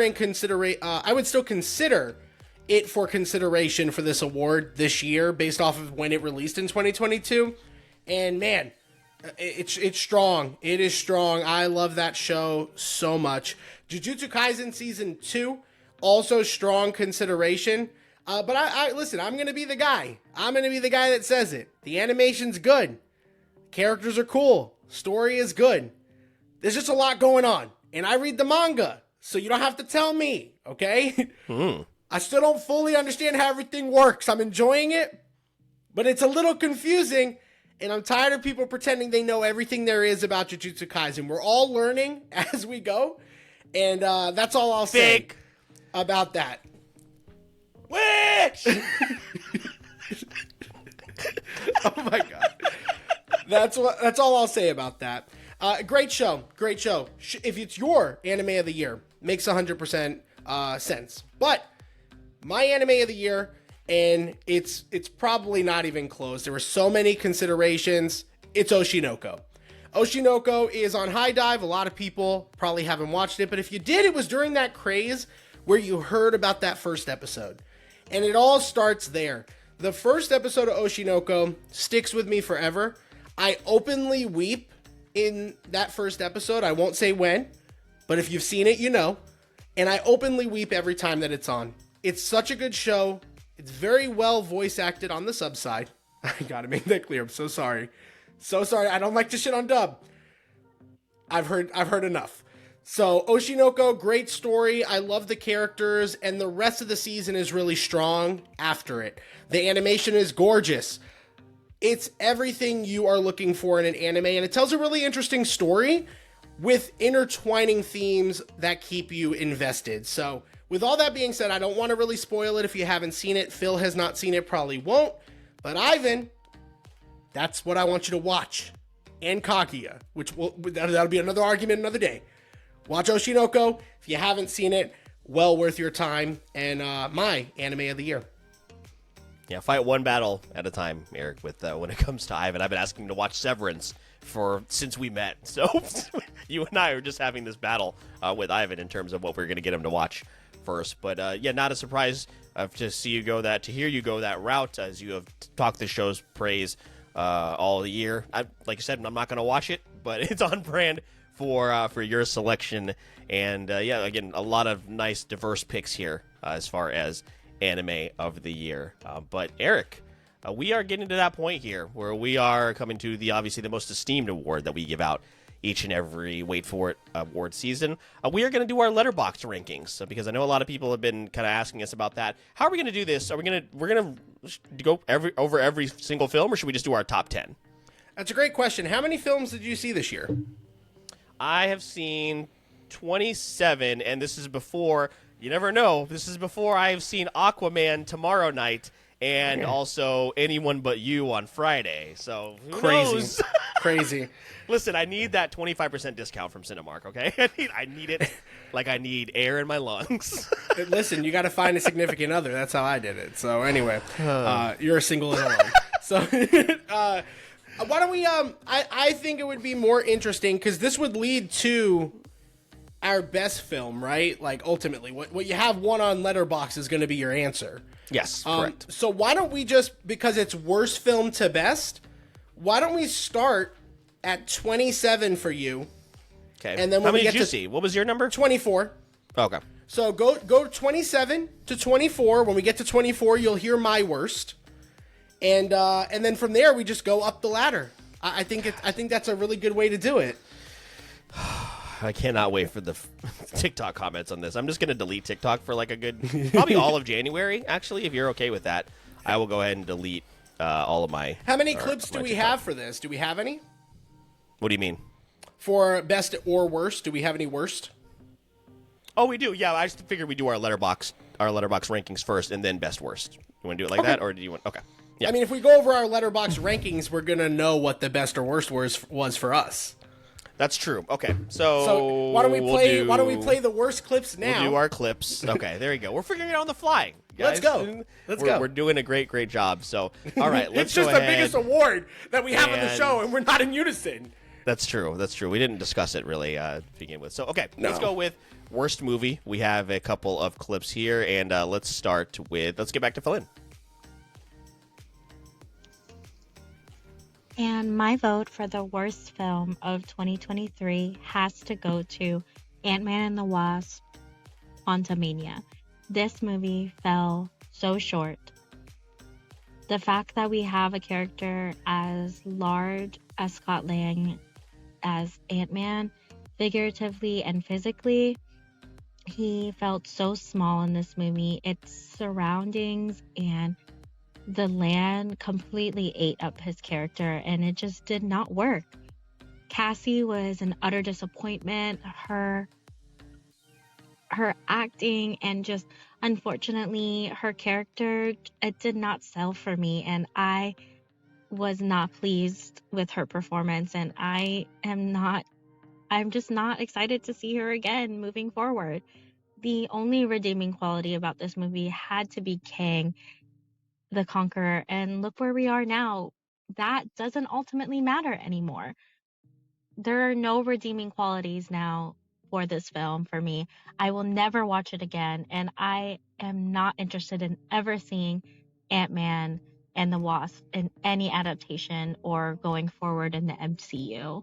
So we've just got to throw this out. It is not working anymore, and that has to be my worst film of 2023. Well, listen, Eric, the Ant-Man films for us have always been fringe anyway when it comes to an MCU list or whatever. I know you like Quantumania much more than I did, but it was easily, to give you as a little peek, it was easily not to say that MCU films were totally great this year, but it was the worst MCU film I saw this year, or MCU project just in general. So, but Philin really hated it, and she makes a good point. This movie doesn't matter anymore as well. So, unfortunately, we are going to see Cassie again because of the Marvel's end credit scene. Sorry, spoilers. You probably weren't going to see it anyway if you haven't by now. But we are going to see that character again, and probably in a pretty big capacity. Yeah, not great. I also think you might misunderstand how much I like that movie. I don't like it very much. So I think that will be very quick in the conversation here. That we'll be coming back to that. Not a bad pick. Yeah. Great pick, actually. Well, here comes a movie that unfortunately we are going to have to talk about a couple of times as far as another person's pick for worst film. All right, worst movies, plural, another tie of 23 is going to be The Flash and what's that crap called? The Shazam, Fury of the Gods or whatever. Both of them hot garbage on a hot summer day in Florida. I could not get into the story for Shazam. I finished it. I didn't finish it. I got maybe like 3/4 of the way through, and I've been trying to finish that movie for months, off and on. I'll just try to jump back in, but I cannot get into the story. I don't know. I just couldn't get with the flow of it. And The Flash, Ezra Miller was never a good Flash for me. Aside from all the controversy that he had, I just never liked him as the character. The movie was, I don't even know, man. It was horrible. I wish I could have better insight, but it just was not for me, man. Shout out to Keaton, though. You know, I'm glad he made a guest appearance. That was really the only thing that I enjoyed about the movie, was that he was in it. Everything else, yeah. Listen, that's Jay. a good point. Michael Keaton actually was okay in that film. Yeah, listen, Jay. You don't have to finish Shazam. You don't have. No, to, you don't have to do that. You don't have to. If you've tried to get into a movie, I'll tell you. You can just text me. I'll tell you what happens. Yeah, it's not good. If you're trying to get into a movie 2 or 3 times, like you could drop it. Like unless Helen Mirren fake dies and then is resurrected by Wonder Woman. Are you happy? Is that what you wanted to hear? Listen, all I'm saying is if it's an objectively good film, a lot of people love it. That makes one decision easier. Like, yeah, I'm going to just power through this so I can make my own opinion. Nobody is saying, no. Hey, you should finish Shazam. No one has said that to you. No one said it to you. And I just told you how it ends. So you're welcome. And we argued that the first Shazam is not very good. It's only as good as it is because the rest of the DCEU was really not very good. Same thing with the first Wonder Woman. Like those which is painful to look back on. Yes, it is. Right. We look back on those because the rest of them are so bad. So those are the clips that we got for worst film of the year, I believe. I'm just going through here, making sure I didn't miss anybody. Yeah, those are the clips that we got for worst film. So, do we now transition to, or do we do the best? Or we do the best clips as well? No, we'll do the best clips at the end when we get to 2. After we do our 2s, we'll all do them together. So I think if you could start at 27, we'll meet back up at 24, and then we're just going bar for bar, beat for beat. So, what were the whole flow? What were the bottom 3 movies that you had out of the 27 films you saw in 2023? Okay. I don't know if I have the strength to go through this again. Okay, 27, The Flash, which is also my worst film of the year. Absolutely terrible, as Jay mentioned. Not going to give it any more time. 26 is Leo, which I also mentioned here. So what I've said previously is holding up. So The Flash and Leo. Number 25 is The Boy and the Heron. I hated that movie. Don't want to see it again. Here we go. Come for me, whatever. I know. I get it. That's where we landed. That's Flash, tough. What'd you Leo, rate these? Boy and the Heron. The Flash, I'm pretty sure. Let's see. Flash, I gave a 1.5. Leo, a 1.5. And I think I gave Boy and the Heron a 2. out of 5, which is important to mention because TikTok doesn't like not to out read of between 10. the lines. Yeah, one and a half. One and a halfs, and then a 2. So yeah, that's a tough draw. Tough draw. Okay. Yeah, all the Leo fans are going to come for me as well. All the parents talking about this. I mean, you have The Boy and the Heron right above Leo, so not a great start. Not a great start. We'll see what other films you have. I will now take over at 24, and then we're going to go back and forth from here. Phil, my worst film of 2023 was Ant-Man and the Wasp: Quantumania. Okay. It was a 2 in my book. I cannot, it's hard for me to give something less than a 2. Again, we talked about this several times. I think you're a much harsher and more gracious rater at the top and bottom of your list, where I'm like firm in the middle. Like I will keep films in the middle that you would like to put lower or higher. And that's just kind of the difference in our scores, which is really interesting. Makes for an interesting conversation. But yeah, Ant-Man and the Wasp: Quantumania is my 24th, and it's the last film on my list, worst film of 2023. What was your 24th film, and what was your rating? Ant-Man and the Wasp: Quantumania was a 2 out of 5. And honestly, you just need to watch Leo, I think, is what you need to kind of get your list to 25 minimum. So, Phil, this is the difference between us. I would have never watched Leo. I got so mad. I kept seeing this stupid lizard on Twitter. I couldn't believe it. What algorithm are you on? I don't know. It's so strange. My number 24, Ant-Man and the Wasp: Quantumania, like you said, also 2 out of 5. Number 23, I'll go first. Shazam! Fury of the Gods, as Jay just talked about. This is an absolute dumpster fire of a film. You don't have to finish it. Like I said, I actually just told all of you how it finishes. Wonder Woman is somehow shoehorned in there at the end, and it's just terrible. Yeah. Again, another movie I would not have seen and will not see. A movie I did see, though, like everyone else, is The Flash at 23. I did give it a 2.5. My second 2.5? My second to last. I disagree. I think high. Ezra Miller is a decent Flash. I would even argue good. High.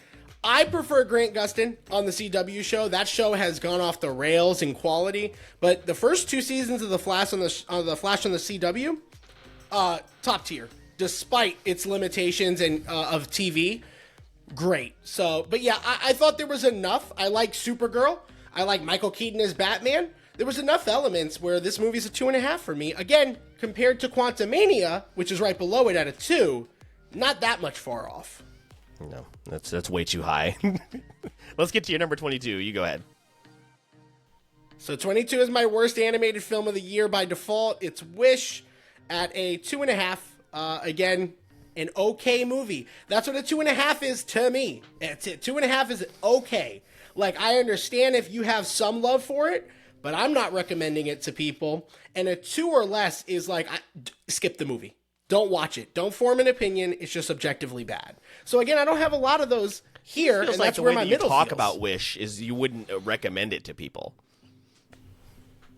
I mean, I wouldn't like openly recommend this at a 2.5, but I'm not like, don't go form your opinion on the movie. That's the difference. Yeah. I'm not going to recommend a 2.5, but if you wanted to form your own opinion or you say you like it, like if you gave this movie a 3, no arguments here. Like, I'm not going to fight over half a point. Now, any higher, and we're throwing hands. That's fair. That's fair. Number 22 for me is a rom-com called Ghosted. It stars Chris Evans and Ana de Armas, an Apple TV film, so it broke my heart that this was terrible. And 2 people that are incredibly attractive and should have some sort of chemistry just do not. It is a story that is obviously very silly. It's a rom-com, but it just wasn't good. It's not funny. The action's not very good, and I just did not enjoy it. And I gave it, I believe, a 2. That's tough. At 21, 2.5 is Five Nights at Freddy's. There are elements of this that I liked, but there is a lot of this movie that has problems. And I think if you're not a fan of the game, this movie doesn't offer very much for you as a viewer, honestly, to want to watch this over and over, repeat viewings. It's a 2.5. It's an okay film. 21 for me, and let's bring the hate train right back around. I put Teenage Mutant Ninja Turtles, Mutant Mayhem, ended up giving it a 2 out of 5. Eric, you could tell as I was probably in the movie because I was texting you, which I don't do unless I'm not enjoying myself. Just didn't like it, and as Philin talked about, a lot of it just didn't work for me. As much as I loved the animation style in Puss in Boots, The Last Wish, I don't know what it was about it in this movie for me that did not work, so it ended up at number 21. Yeah, this is a good example of you being a little bit of a harsher on a film that we both didn't love. So I'll get to that in a little bit. Number 20 for me, also at a 2.5, is The Marvels. The Marvels is a forgettable film that is only brought together by its leads, specifically its most charismatic lead. So again, I think some promo would have really helped this film in the box office. We've talked about that at length, Phil. You've brought that up in the past. But as far as quality of the film, it is a painfully average MCU project, which we have unfortunately started to get used to in these later phases post-Endgame. Yeah, huge bummer. Number 20, God, you're going to be so mad. I have Elemental, which I did not enjoy whatsoever. I really don't like God! this movie. And I don't know how anybody could feel emotions for water and fire, but it's not a very good film. It's beautifully animated, and I like the Lauv song that's tied to it, but did not enjoy this movie. What was the score? 2.5. You're a fucking criminal, dude. You are a fucking criminal. I'm reporting you to the nearest authority. I get if you don't like this film, but that is the worst opinion that you've had since Boy and the Heron. Literally no one has talked to me about Elemental other than you. It doesn't exist anywhere. No, I get it. No. Listen, Elemental, spoiler alert, Elemental is way too high on my list. Okay, and judge me for it. It really is. Judge me for it. God, I'll sit on it. I'll sit on it, and we'll do a whole episode on why. Right? We're not going to do that today. But for you to have it this low talk to you about is Elemental. disrespectful. There's no way. Anything less than a 3, you're a fucking jackass. It's not good. Let's get to a 2.5 movie. Shots fired at Ivan, I guess. You're wrong. Suzume 19. It's not a good film. It's not good. And I compare it to Your Name, I'm sorry. But we've talked about this as the same director. He has a style. Weathering with You isn't that great either. Suzume is okay. I don't feel anything to the characters. I don't love the story. And there is probably a cultural piece to this that we've talked about in films. We talked about it during our Suzume review. There were some things in this film that it was like kind of referencing as far as like real life events. There was like paralleling. That didn't mean anything to me personally. So like just looking at it through the lens of a film, I didn't love it. And I did try to watch it a second time and I liked it less. So it did go down since my initial viewing, unfortunately. Not what you want to hear. It's also one of the reasons I haven't rewatched Weathering with You, because I already am like pretty fringe on that movie. And I'm afraid a second watch will be like, oh, again, enjoy this. Beautiful film. It has good elements. It's gorgeous. Yeah, and this is where my 2.5s work, because if you like this film, I'm not going to shit on you for it. It just didn't work for me. So at 2.5, I'm not going to recommend it to people. But if you do, that makes sense. Yeah, and I'll say this: my next few films, it's kind of like a cluster because they're all 2.5s. My number 19 is No Hard Feelings with Jennifer Lawrence. This film had a lot more heart than I actually anticipated, but it's also just not that good of a film. Again, I think it is worth like a watch on like Netflix if you really go through the queue and you don't have anything else to check out. I mean, Jennifer Lawrence is funny. I mean, we haven't heard a whole lot from her when it comes to like this type of space in a while, but she's still pretty solid in it. And also the male lead, I can't remember his name off the top of my head, but it's a 2.5. Saw it in theaters, and it's fine. It's fine. 2.5. And some are my number 19. And Eric, actually, go ahead if you want to add on. If you have anything to say about No Hard Feelings. No, not at all. Because I was just going to transition to my number 18, which is Suzume, which is a 2.5. Talking chair, funny, I guess. What was it? The guy we like the. I think we like the aunt and the guy that's in the car with them. Like yeah, who are not in the movie enough. Yeah, enough. So, but the rest they're of the more interesting couple. Yeah. Again, other than that, forgettable. Don't want to watch it again. Yep. My number 18 is a movie that surprised me. I think people do like it a little bit too much, but at a 3, 18 is Dungeons and Dragons: Honor Among Thieves. I anticipated absolutely nothing from this movie, but I heard people liked it a lot. And I went in and I said, yeah, it's kind of funny. I don't know about funniest movie of the year. I don't know about sleeper hit of the year. Yeah, some people are really loving this film.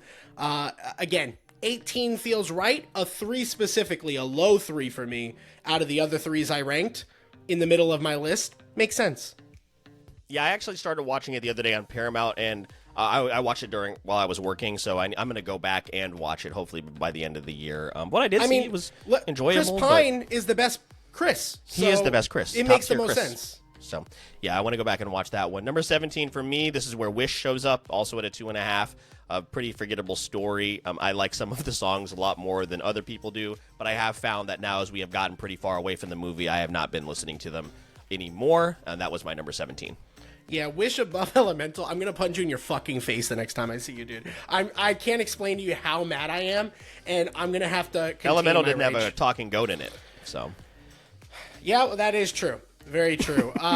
Number 17 for me was The Creator. The Creator on the budget. We're going to talk about a movie in our top 5 that on the budget it made. Yeah. How does Hollywood get away with the crimes of films like Quantumania and The Flash? Or Thor: Love and Thunder. This is a good example of that. However, it did miss on a lot of marks. I actually had some hype going into this. This movie is a 3. It's a little bland. It's a little lifeless with its characters and its story. Not fully, though. And it's enough to make it a watchable film that I would recommend you formulate your own opinion on. Unlike a 2.5, where I wouldn't do that, but I understood if you like it. A 3, I liked it enough to say you should watch it and tell me what you think. And that's what this movie sits at for me on my list. It was very visually stunning compared to the budget that it had. Gareth Edwards, I like a lot of his visualization in his directing. But yeah, it was a painfully average movie for something that I wish was a little bit more. Yeah, we're kind of seeing that in what is the film that just came out on Netflix? The Rebel Moon? Rebel Moon. People are shitting on that, and they should, because Zack Snyder, his directing sucks. It just does. It just does. Let's just be honest. No. And the fact that they are goading us with this director's cut is really disrespectful. It's like they're doing it on purpose. They're doing it on purpose. It's going to release in April. Fantastic. The Creator is one that I missed in theaters. I wanted to see it with my brother-in-law. It is now on Hulu. I'll probably check it out eventually. Probably not by the end of the year, but I did miss it. Let's get to number 16 for me, which is where the Marvel shows up.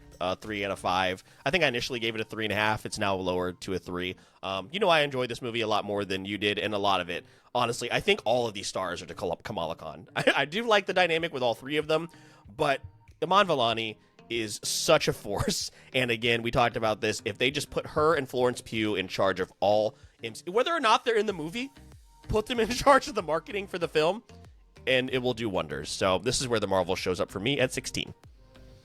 Yeah, at 16, and honestly, this feels like a big gap from where you had it, but score-wise, it's not. Teenage Mutant Ninja Turtles Mutant Mayhem is at 16 for me, and it's a 3. It's a 3-star movie.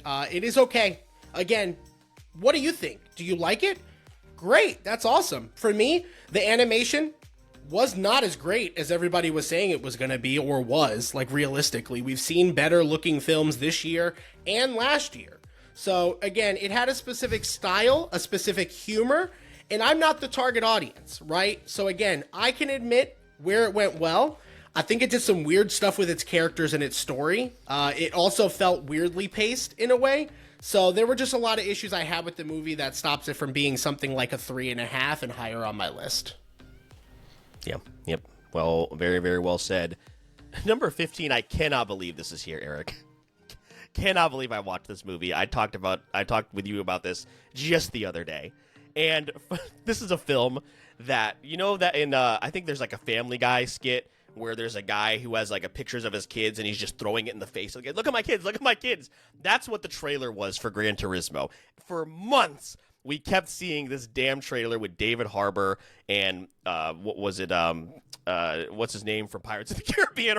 Orlando Bloom. I was going to call him by his Pirates of the Caribbean. I know character. you were. And listen, here's what I'll say. This is actually a pretty decent sports movie. It is so stupid as far as the dialogue. It throws in so much dumb gamer lingo that how how like executives think that we talk, and it's so stupid. But at its core, it's a pretty good sports movie. And you know what? Sports movies don't need to be the most like amazing thing ever. They just need to make you feel good and have some good action. This has some of the best drone shots I've ever seen in any film, and it's really pretty. It's got pretty cars. It's got some good action, and I cannot believe that I enjoyed this as much as I did. I saw a friend of mine, tweet her review, and she gave it an 8 out of 10. I was like, there's absolutely no way. There's no way. So I watched it to spite that review, and I couldn't help but like enjoy it. So here it is, 3.5. Gran Turismo, not bad. Yeah, no, understandable. I wanted to see this movie after you saw it. I wanted to see it in general, but it's just like, I already know your 3.5 is a 3 for me, and I just don't. Sure. I don't have the time to sit down and watch a 3 right now. Yeah. So I totally get it. How long is it too? It's like it's an hour and a half. Yeah, it's not very long. No, 2 hours. It's 2 hours. Yeah. Yeah, it's not very long. It's not like 2.5 hour film, but even 2 hours just not something I'm gonna watch. Yeah. The Boy and the Heron is at 15 for me. It is a 3. I again do enjoy what I saw, and I have an urge to see it again. I kind of mentioned it a little bit earlier. We already know Phil has been destroyed on TikTok. Leave this man alone for having a fucking opinion, for God's sake. It's fine. It's okay. If you say The Boy and the Heron was not for you, like, I totally get it. If you thought it was one of the best films of the year, I also get that. This movie is one of those movies that I think just is going to hit people differently. And for me, it's like right in the middle there at 15 at a 3 out of 5. There we go. So there is where Eric has placed The Boy and the Heron. Number 14 for me. And this is where it gets kind of weird because I think I gave this a lower grade than Gran Turismo. So you know my list is kind of strange. Number 14 is where Super Mario Bros. Pops up. Absolutely a great time. I would certainly watch this again. I am excited for them to expand on this universe. I mean, ultimately what we really want, Hollywood, is a Super Smash Brothers movie. So if this gets us a little bit closer to that, with the Sonic films doing pretty well, I'm down. But it's a good film. I gave it a 3, so it somehow is less than a Gran Turismo. But here it is at number 14, and we got Peaches out of it. So give Jack Black his Bowser musical, please. Totally understandable. My movie here, and again, this is why I want to make it clear that some of these movies were based off of a first watch, and then there are some that have firmer scores that I've seen twice, and that's very sporadic on this list. The Little Mermaid is actually at 14 at a 3.5. I like this movie more than I thought I would, and I like this movie enough where I would tell people, even though I know Awkwafina's in it and you turned it off 15 minutes in, I do actually think you should give this movie a chance because a lot of the live action Disney movies aren't very enjoyable.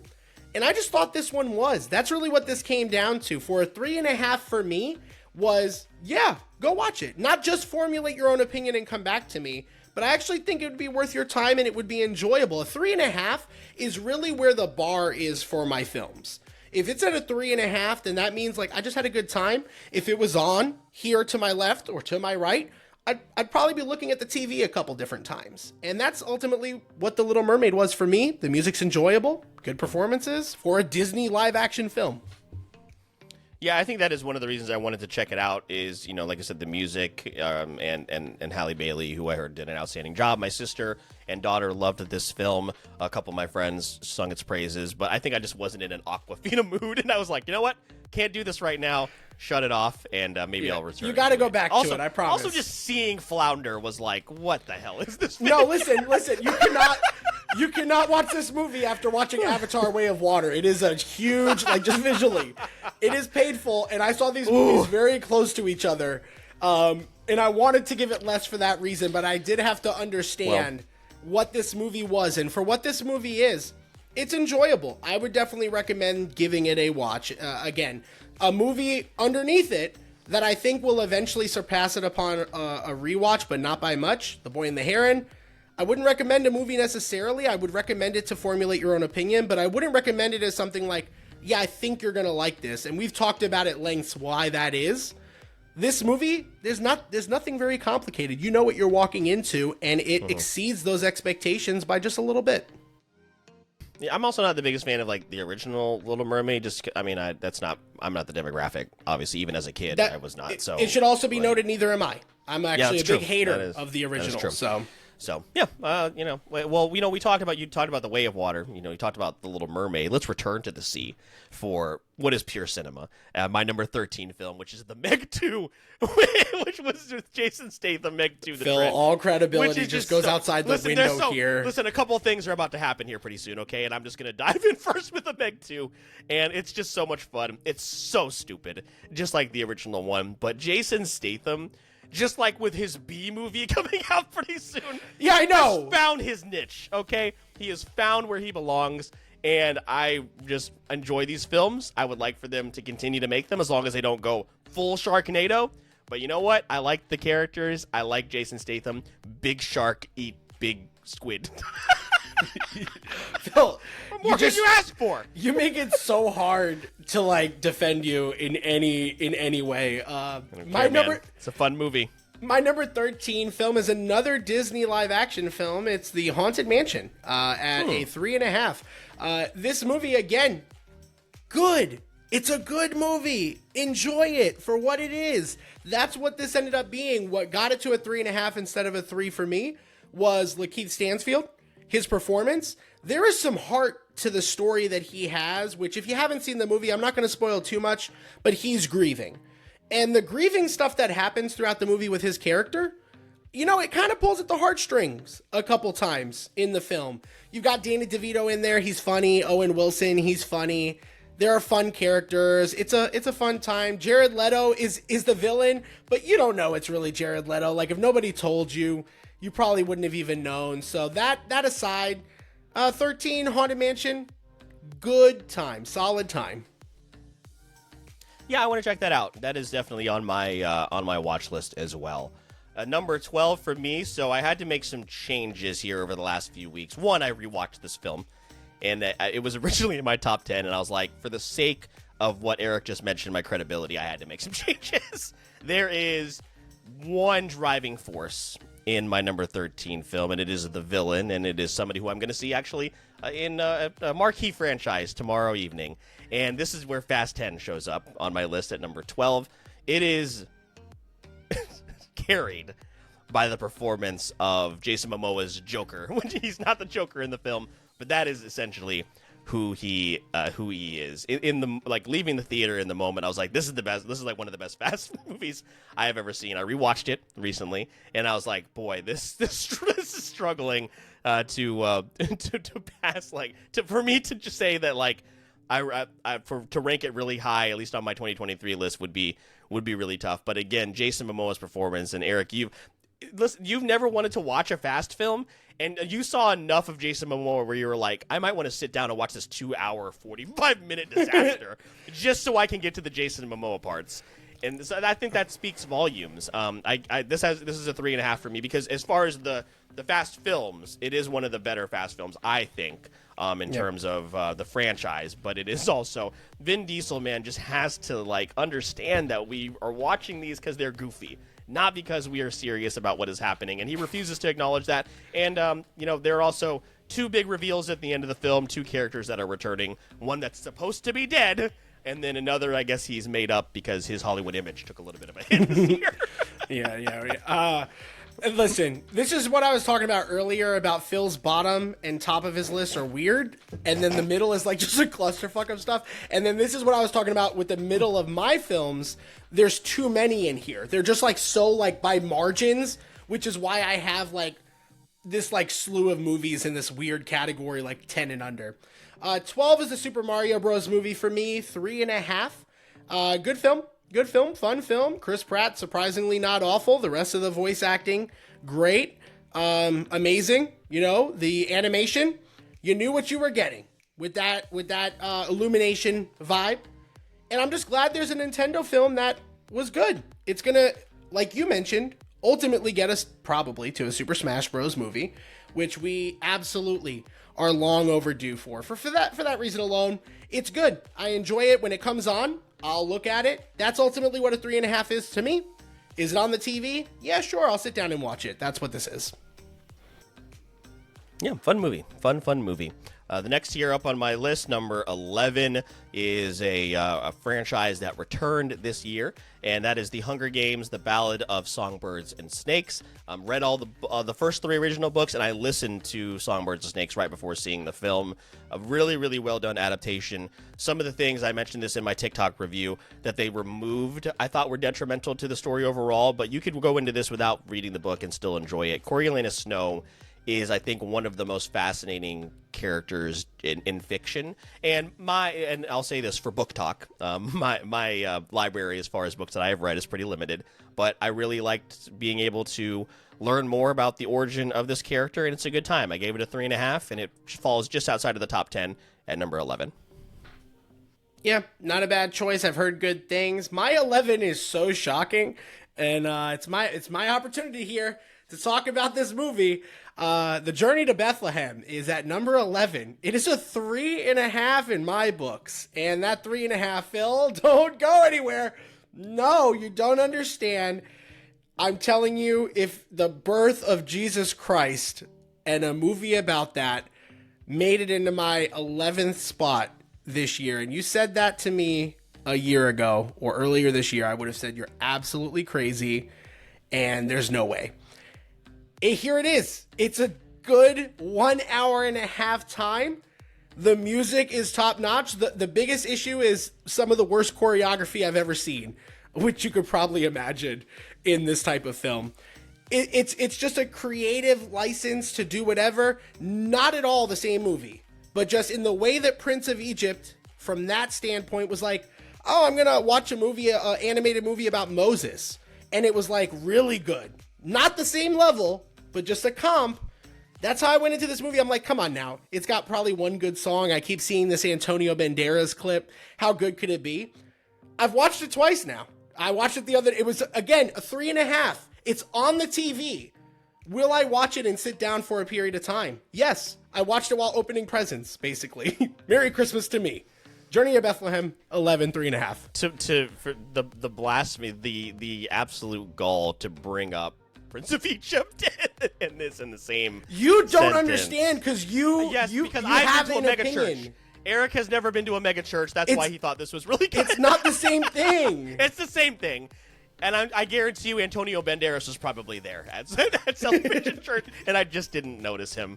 But you know what? Hey, I'm glad that you have found this film for you to listen to the music or whatever. I recently found Spirited, so like we have these like Christmas Jesus themed things going on. It's ridiculous because I'll watch a movie like this that's trending on TikTok and is actually good, and then you'll watch fucking Leo. Like I just don't understand. We're not the same.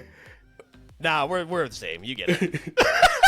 Number 10 on my list. I don't know if I feel like I am cheating a little bit. This is something that's been around for a long time, but it was just released in theaters in 2023, and that was the Waitress the Musical, which I have circled as far as like the soundtrack for a long time. But for me, and with musicals specifically, I do like to be able to visualize and see what's happening on the stage before listening to them.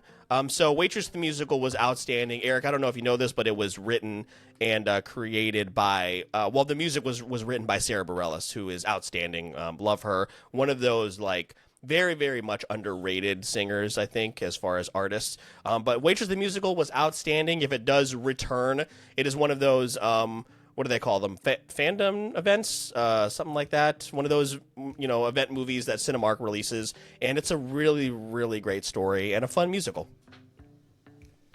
Not bad. I've heard good things. And my number 10, you shouldn't be surprised, is also a musical. And that is Wonka at a 3.5. Sneaks into the top 10. Man, did I not think this movie was going to come close to the top 10 for me. Really enjoyed it. I was pleasantly surprised. I really shouldn't have been. I did a review on it. If you want to check that out on our TikTok page or in general, where I've posted it. It's a good film. It's really heartwarming, nice, just welcoming film, especially around the holidays. So yeah, starting my top 10, Wonka, 3.5. Yeah, I honestly did not think I would be persuaded to go see this film, but it is something I'll probably go check out. If anything, I'll watch it at home. So definitely heard solid things. Number 9 for me, this is a film, Eric, I know you have circled on your watch list, and that is Extraction 2. Chris Hemsworth, it is a excellent action film, and it has an amazing one-shot. You know, we talk about those a lot as we have gone through this podcast, but it has a really, really great one-shot in the film, and it builds upon the first film, which is very good, and this one is even better. So this is turning out to be a franchise, essentially, and also it has a little bit of a MCU reunion as well that I think people will really like, and it is just a really, really good time. Eric, you guys definitely need to go check it out. Yeah, definitely on my back burner, but I do plan on watching it. Enjoyed the first one much more than I thought I would, so excited to check that out. Number 9 for me, Barbie, at a 3.5. Higher on the 3.5 list. We're going to start getting into the 4s here shortly. But a high 3.5 for me. I've seen this movie twice. I enjoyed it. I'm Just Ken, an absolute bop. Margot Robbie, great. The cast, great. I like it. I like it a lot. Now, it is missing something still for me. Maybe I'm not the demographic. I don't know what it is, but it's just 3.5. The highest it could go in my eyes is maybe a 4, but I've seen it twice now, and I feel like a 3.5 is where it sits. Again, a 4 is where I start to feel like I'm going to sit down and watch this. Like, not it's on, I'm going to put it on. If Barbie's on, I'm having a grand old time, and yeah, I highly recommend you should watch it. And if you like it more, makes sense too. Yeah, we'll talk about that again here in a moment. I should mention that these films, 6 through 10 for me, were all 4s here on my Letterboxd. I haven't been mentioning that. So number 8 for me, yeah, that's where we're at. 8 is Oppenheimer. And obviously, this film took the world by storm along with Barbie. It was a great time. It was akin to the Pokemon Go period where everybody came together to talk about Barbenheimer. And I'll say this movie was, I think, everything that the expectations said it was going to be. It was a fascinating period piece. It had an absolutely stellar cast. Obviously, it asks a lot from you as far as the runtime, but learning more about this specific event was incredibly interesting. It's also spawned some great memes. It was a great meme year for Oppenheimer.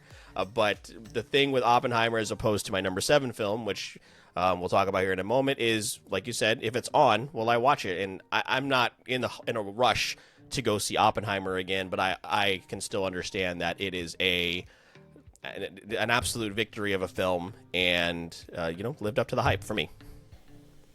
Yeah, definitely an interesting spot. We'll talk about where my spot is for that.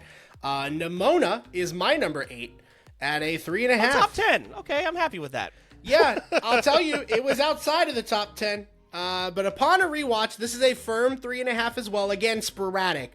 I cannot stress it enough. If you have only seen a film once, it's really hard to back up that score.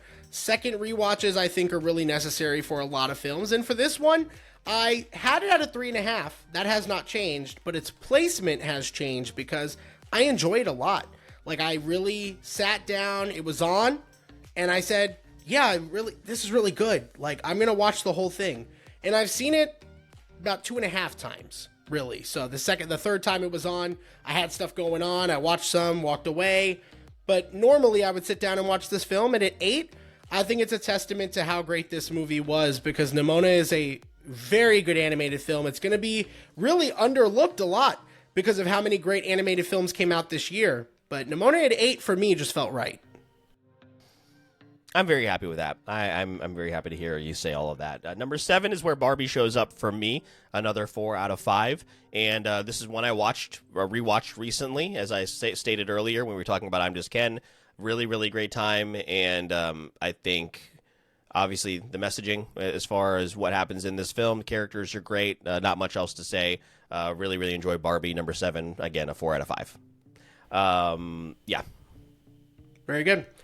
That one is solid. 7 for me is my last 3.5 rating is Guardians of the Galaxy Volume 3.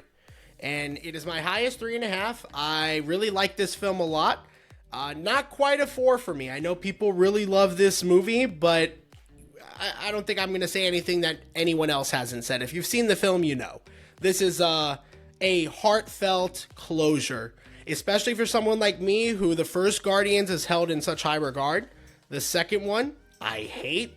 And the third one was just really nice to see it all close up in a nice little bow. And it had a lot of feelings to it. I didn't expect to be like wanting to weep during the dog days are over. So, you know, that's where we are. Yeah, Guardians of the Galaxy and music has always been hand in hand, and that's where Guardians pops up for me as number 6. And here's what I'll say as far as like people will probably come for me, like I can acknowledge Oppenheimer as a film and as a as far as an actual piece is better than Guardians of the Galaxy, obviously. But what did I enjoy more? I enjoyed Guardians of the Galaxy because I am a mindless consumer who likes to see things blow up, and I like Marvel characters. Sue me. So this is where Guardians of the Galaxy fell for me. I gave it a 4 out of 5. And I think there was missed opportunity with the ending, which we talked about in our review, but still really enjoyed it. And, I mean, in a year of a lot of L's for Marvel, at least they had one really big win. Yeah, 100%. And for me, number 6 is John Wick Chapter 4, my first 4 rating for my 2023 films ranked. Chapter 4 was great. There is an argument that it is the best John Wick film.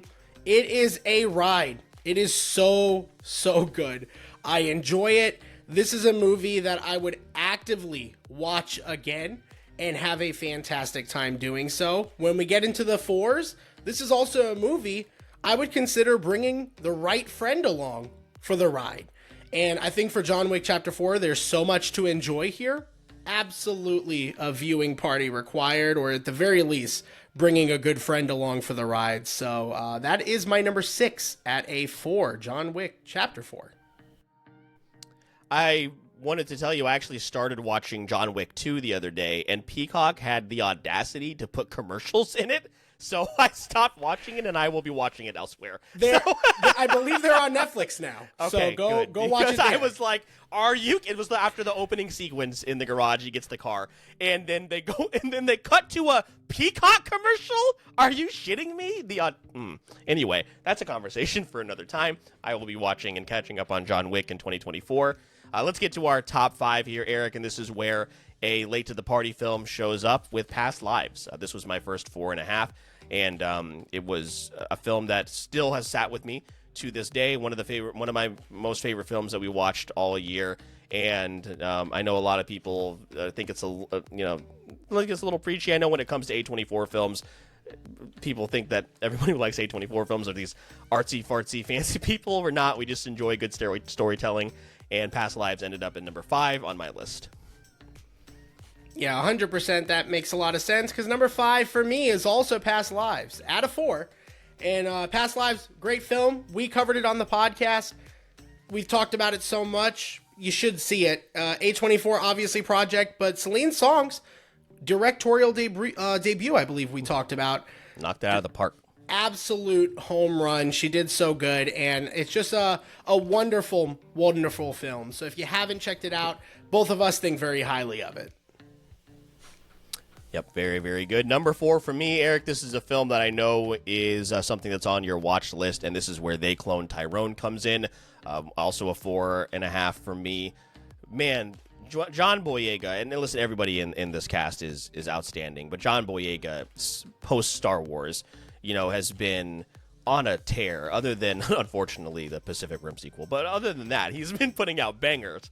And he is so outstanding in this. And again, Netflix continues to put out really, really solid films. Actually, Netflix has popped up quite a few times, I think, on our list here this evening. So They Clone Tyrone is a fantastic film. And this is going to be what it seems like a little bit of a franchise. So I am excited to see what's next. And yeah, go watch They Clone Tyrone.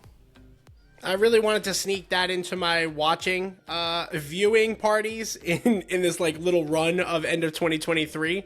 It didn't happen. I'm very disappointed. I do plan on watching it. I know you talked highly about it, so not a bad pick. I've heard good things elsewhere. For me, number 4 is Oppenheimer. At a 4 rating out of 5 on Letterboxd. And I really enjoyed this film, I think a little bit more than you. This is a movie I will actively watch a second time in the future. So mind you, again, a one-time viewing, this rating could change up or down. But off of that one viewing, a 4 is where I stood, and I do want to watch it again to firm that up. Yeah, no problem with that whatsoever. Again, outstanding film. Number 3, this is where Nimona shows up for me. And as we talked about when we did Best Animated Film, it was really difficult for me not to go with Nimona because it made me feel things that I did not expect here in this film.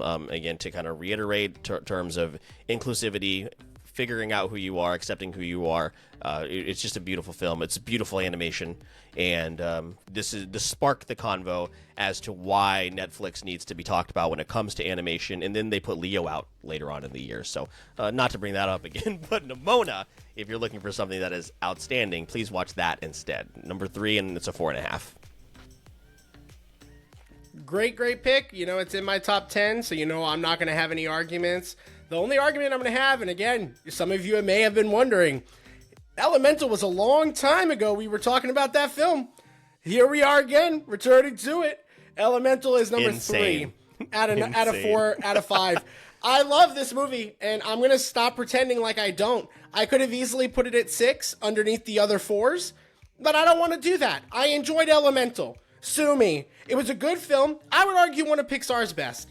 And maybe that's because in recent memory, the quality of Pixar films is starting to take a little bit of a dip as far as their reputation. The Bethesda of movie.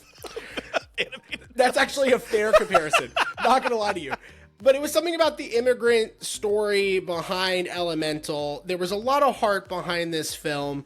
It was animated in my eyes beautifully. I love the animation style for this movie. I get Pixar can be a little bit dull in comparison to other films that are on our list, especially what I believe is in our top 2. So I get it.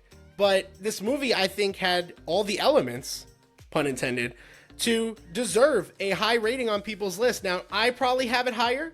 I definitely have watched this movie about 4 or 5 times. So I've seen this movie multiple times. My family loves this movie, which is why I've had the opportunity to have it play. And this is a movie at a 4. I would love to bring the right type of person on board and say, hey, come watch this with me. So Elemental, 4 out of 5 stars. Love this movie. And I can understand, Wade and Ember. I understand those characters. You either like them or you don't. And if you don't, I believe it leads to a rating like Phil's. If you love them, and I do think they're lovable characters, I think it's easy to rate this film high. Eric was waiting all night for that. He waited about 2 hours to get to Honestly, that's an abbreviated version of what I wanted to do, but I'm going to leave it be because I'm still livid at how low disrespectfully you put that. I feel good about everything that's happened so far.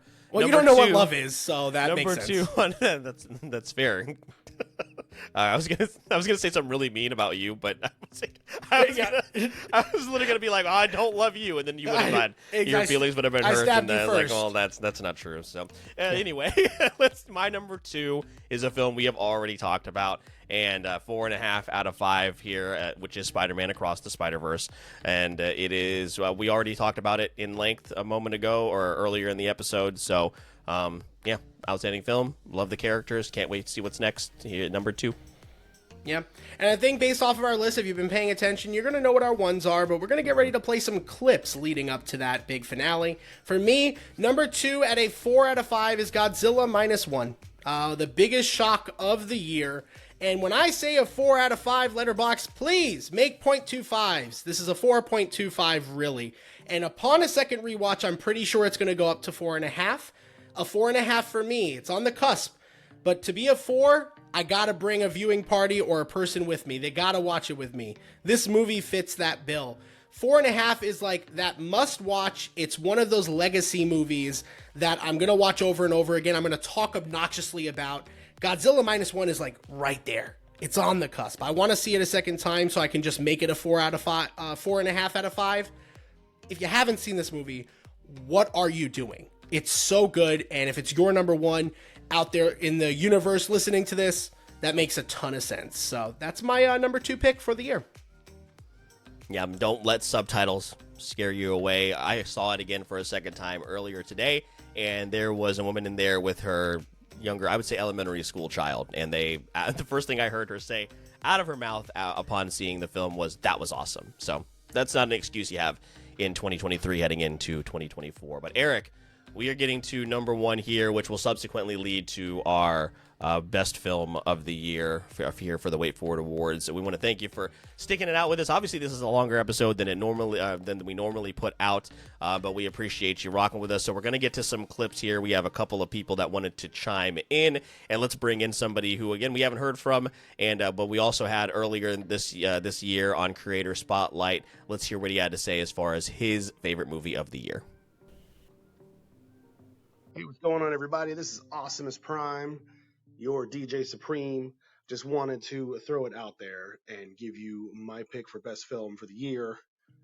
It's got to go to Godzilla Minus One. If you didn't get a chance to see Godzilla Minus One, you missed out. I'm telling you, probably by far the best Godzilla film of all time, let alone just best film of the year. In my opinion, it beats out Spider-Verse, even though I love that movie. Godzilla Minus One, though, I'm going to give it to that. Check it out.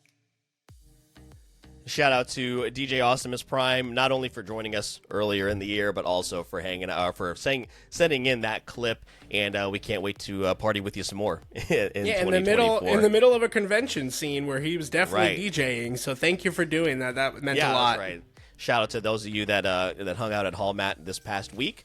Let's get to another clip here, Eric. We have a couple more, and let's see who Jay had for his favorite movie of the year. All right, best movies for 2023. I'm going to say it's a tie between the Ninja Turtles and the Spider-Man movie. I'm a stickler for animation. Oh, okay.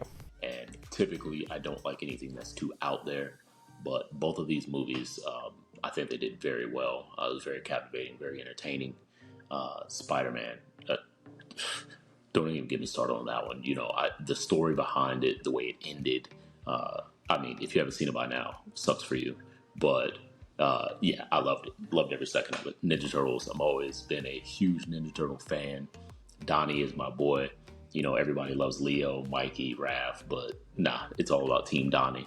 I loved how they were actually kids. You know, they were actually growing into teenagers for the Teenage Mutant Ninja Turtles. You know what I mean? It was great, though.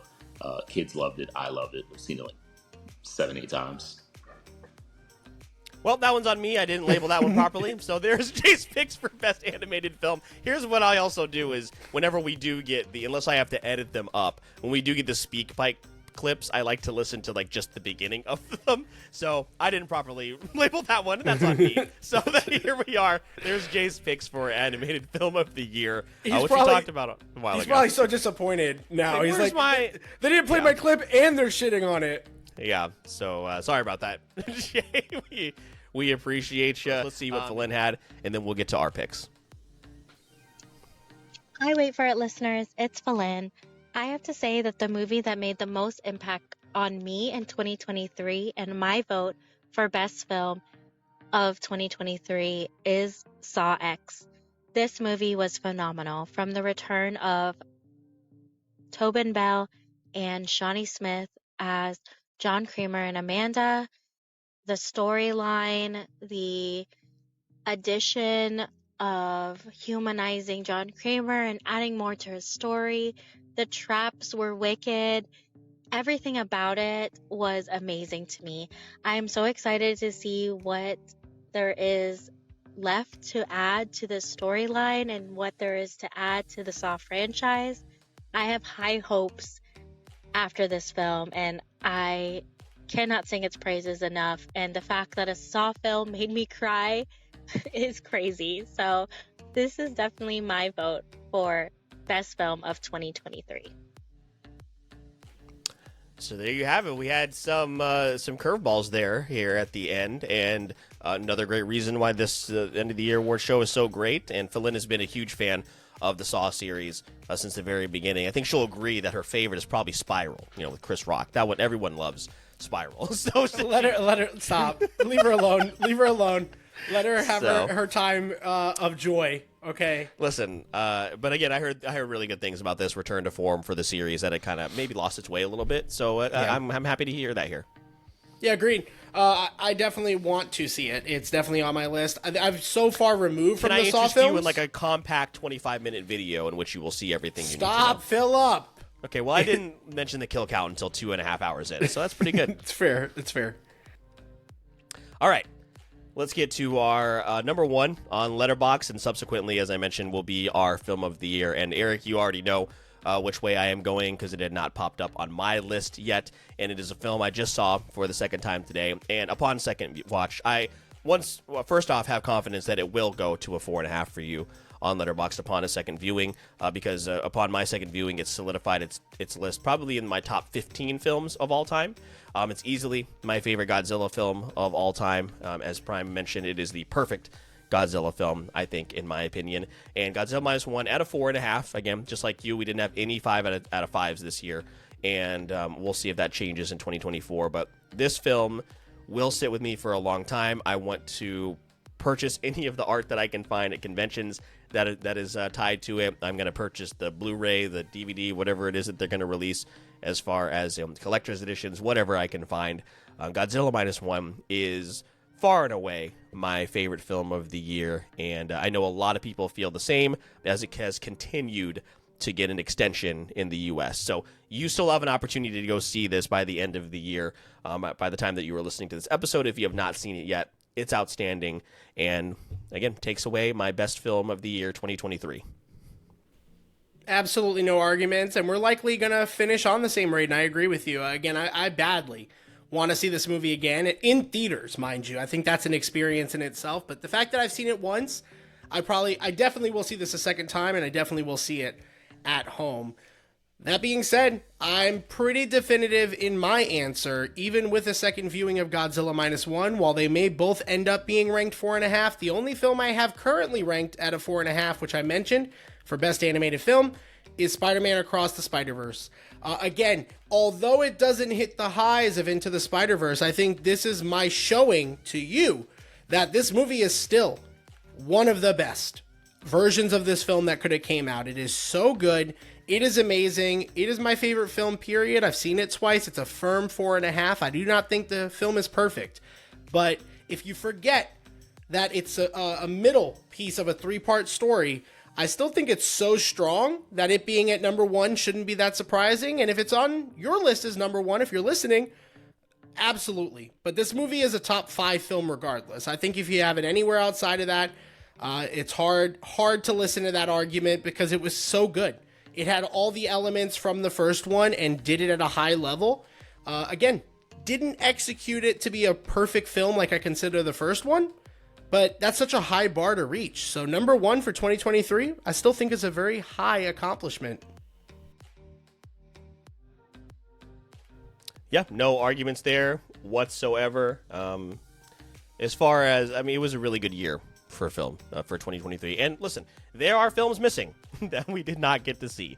We never got a chance to go see Killers of the Flower Moon, right? We never got to, and I don't think I'm going to watch the Emma Stone film that a lot of people have been discussing. I do want to watch Poor Things, yeah. Poor Things, yeah. I don't know that I will see that, but here's the list has a lot of surprises, and I watched movies that I just did not think I would watch, and I think that's a good thing. Like I said, 27 new films altogether, but Eric, I also did a list of just films I watched for the first time, 51. So I watched 51 new movies here in 2023, and you know what? I want to make that list even larger in 2024. So this is what it's all about. That's one of the best things about doing this show, Eric, is we get to broaden our horizons, watch stuff that we probably never would have, or create time in our day to expose ourselves to media that maybe we would have missed out on altogether. So, I feel pretty good about where we ended. Yeah, and we do a series called Late to the Party. As you guys know, if you've been listening to the podcast for a while, is there a movie from this year that we missed out on? We'd love to consider that for a future Late to the Party episode. Let us know. But yeah, a great 2023. We've got so much more to look forward to in 2024. Us being able to, for example, now have 1 episode a week. We've done that for a little bit now, a couple months, like a quarter, is going to allow us to watch and consume more stuff where we're not worried about recording, editing, all of that. So it does help alleviate some of that. And we hope that you guys are down for the ride next year, because we are going to be going at it hard starting in January, boy. That is going to be crazy. Yeah, it's been nice to get a little bit of a break, but also finish on a strong note, as we always do. Again, as I mentioned this at the top of the episode, however you interacted with us this year, whether you listened to an episode, whether we met you at a convention, whether you commented something on TikTok that wasn't so nice, you know what? We appreciate it, and that means that you are somewhat paying attention. But the continued growth of this show and the continued opportunities that we are presented with is always humbling, and 2024 is going to be awesome. So we are very excited to share with you guys what we have coming up next. But Eric, anything else you want to mention to our audience before we get out of here and wrap up 2023? I mean, we do have like one more surprise bonus episode, but it's just going to be a fun time, and we get to bring back the wheel. Yes, so definitely make sure, guys, that you're checking out not only the holiday special, which we released the Monday prior to this episode dropping. It's a lot of fun, audio only with our other podcasters from Super Bracket Bros, Your Friendly Neighborhood Gamers, and Game of Groans. But definitely, especially if you're still in the holiday spirit, definitely a great time. This Friday, probably sometime around this weekend, I think we're aiming for Friday, but bonus episode, What Did I Miss? We brought it back last month, and we're going to bring it back as a bonus episode. It's very casual. We're going to release it when it's ready, towards the end of each month, and we're going to try to stick to that formula as just some bonus content. So if you're interested in that, you want to hear a little bit about the news circuit and what you might have missed, or you wanted to hear our opinions on in the month of December, be on the lookout on our feed for that. And Phil, it's up to you to let everyone know, especially if they're new, where they need to go to find all that. Yeah, guys, everything you need is in our Linktree link. You're gonna find our social media pages. Instagram, TikTok are probably the most important, so keep up with us there. And also, you can find a link to our entire library. So if you want to find out a little bit more about some of these movies that we mentioned, we have done longer form episodes on a lot of the films that we talked about today, as well as the shows. So make sure you go check out that. And if you find yourself wanting to support the podcast, maybe you're in a giving mood here in the holiday season, one of the best ways to do that, you can give us 5 stars, Apple Podcasts or Spotify. Share the episodes, tag us, let us know that you're watching. We learned, and we learn every year, we've got listeners all over the world, which blows our mind. Thank you for listening to our nonsense. Let us know that you're listening. We want to hear from you. We want to hear suggestions. We want to hear constructive criticisms, all of that. But we just want to hear from you. So let us know. And one of the best ways to do that is tagging us on social media. But if you're feeling a little extra giving, Eric will let you know how you can support the podcast a little bit extra. Yeah, so obviously we have a lot of different things that you can engage with us. Free, for example, join our Discord. Phil talked about how there's like 50 plus movies he's seen. He gives little mini reviews in the Discords. We have a lot of fun, and we're looking to grow that in 2024. But if you want to do something financially to support the podcast, you can go straight to our website through Buzzsprout, which is also in the link in the show notes, through that Linktree link, and support us there. Or you could take those funds and move them and become a Patreon member, where patrons like Stefan and Briar are helping to keep the show running and smooth. So for us, we get to do all these little mistakes, these technical issues. You heard it at the top of the episode. We had to do this like 2 different days. If you want to see some of those exclusive clips behind the scenes and you want early access to episodes like this one, make sure to become a Patreon member ASAP. ASAP. I am tired. We do not record beyond 2 hours normally. No. So thank you for sticking with us. We truly appreciate all of the support. Cannot thank you enough. But because we don't normally record episodes this long, it's time for us to go.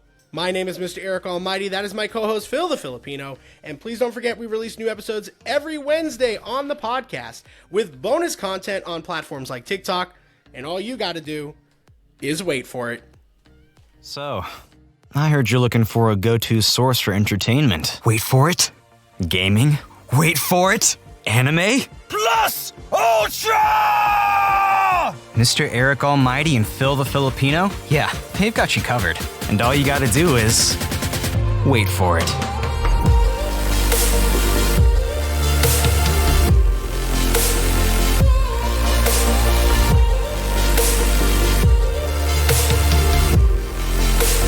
This is the Wait For It podcast.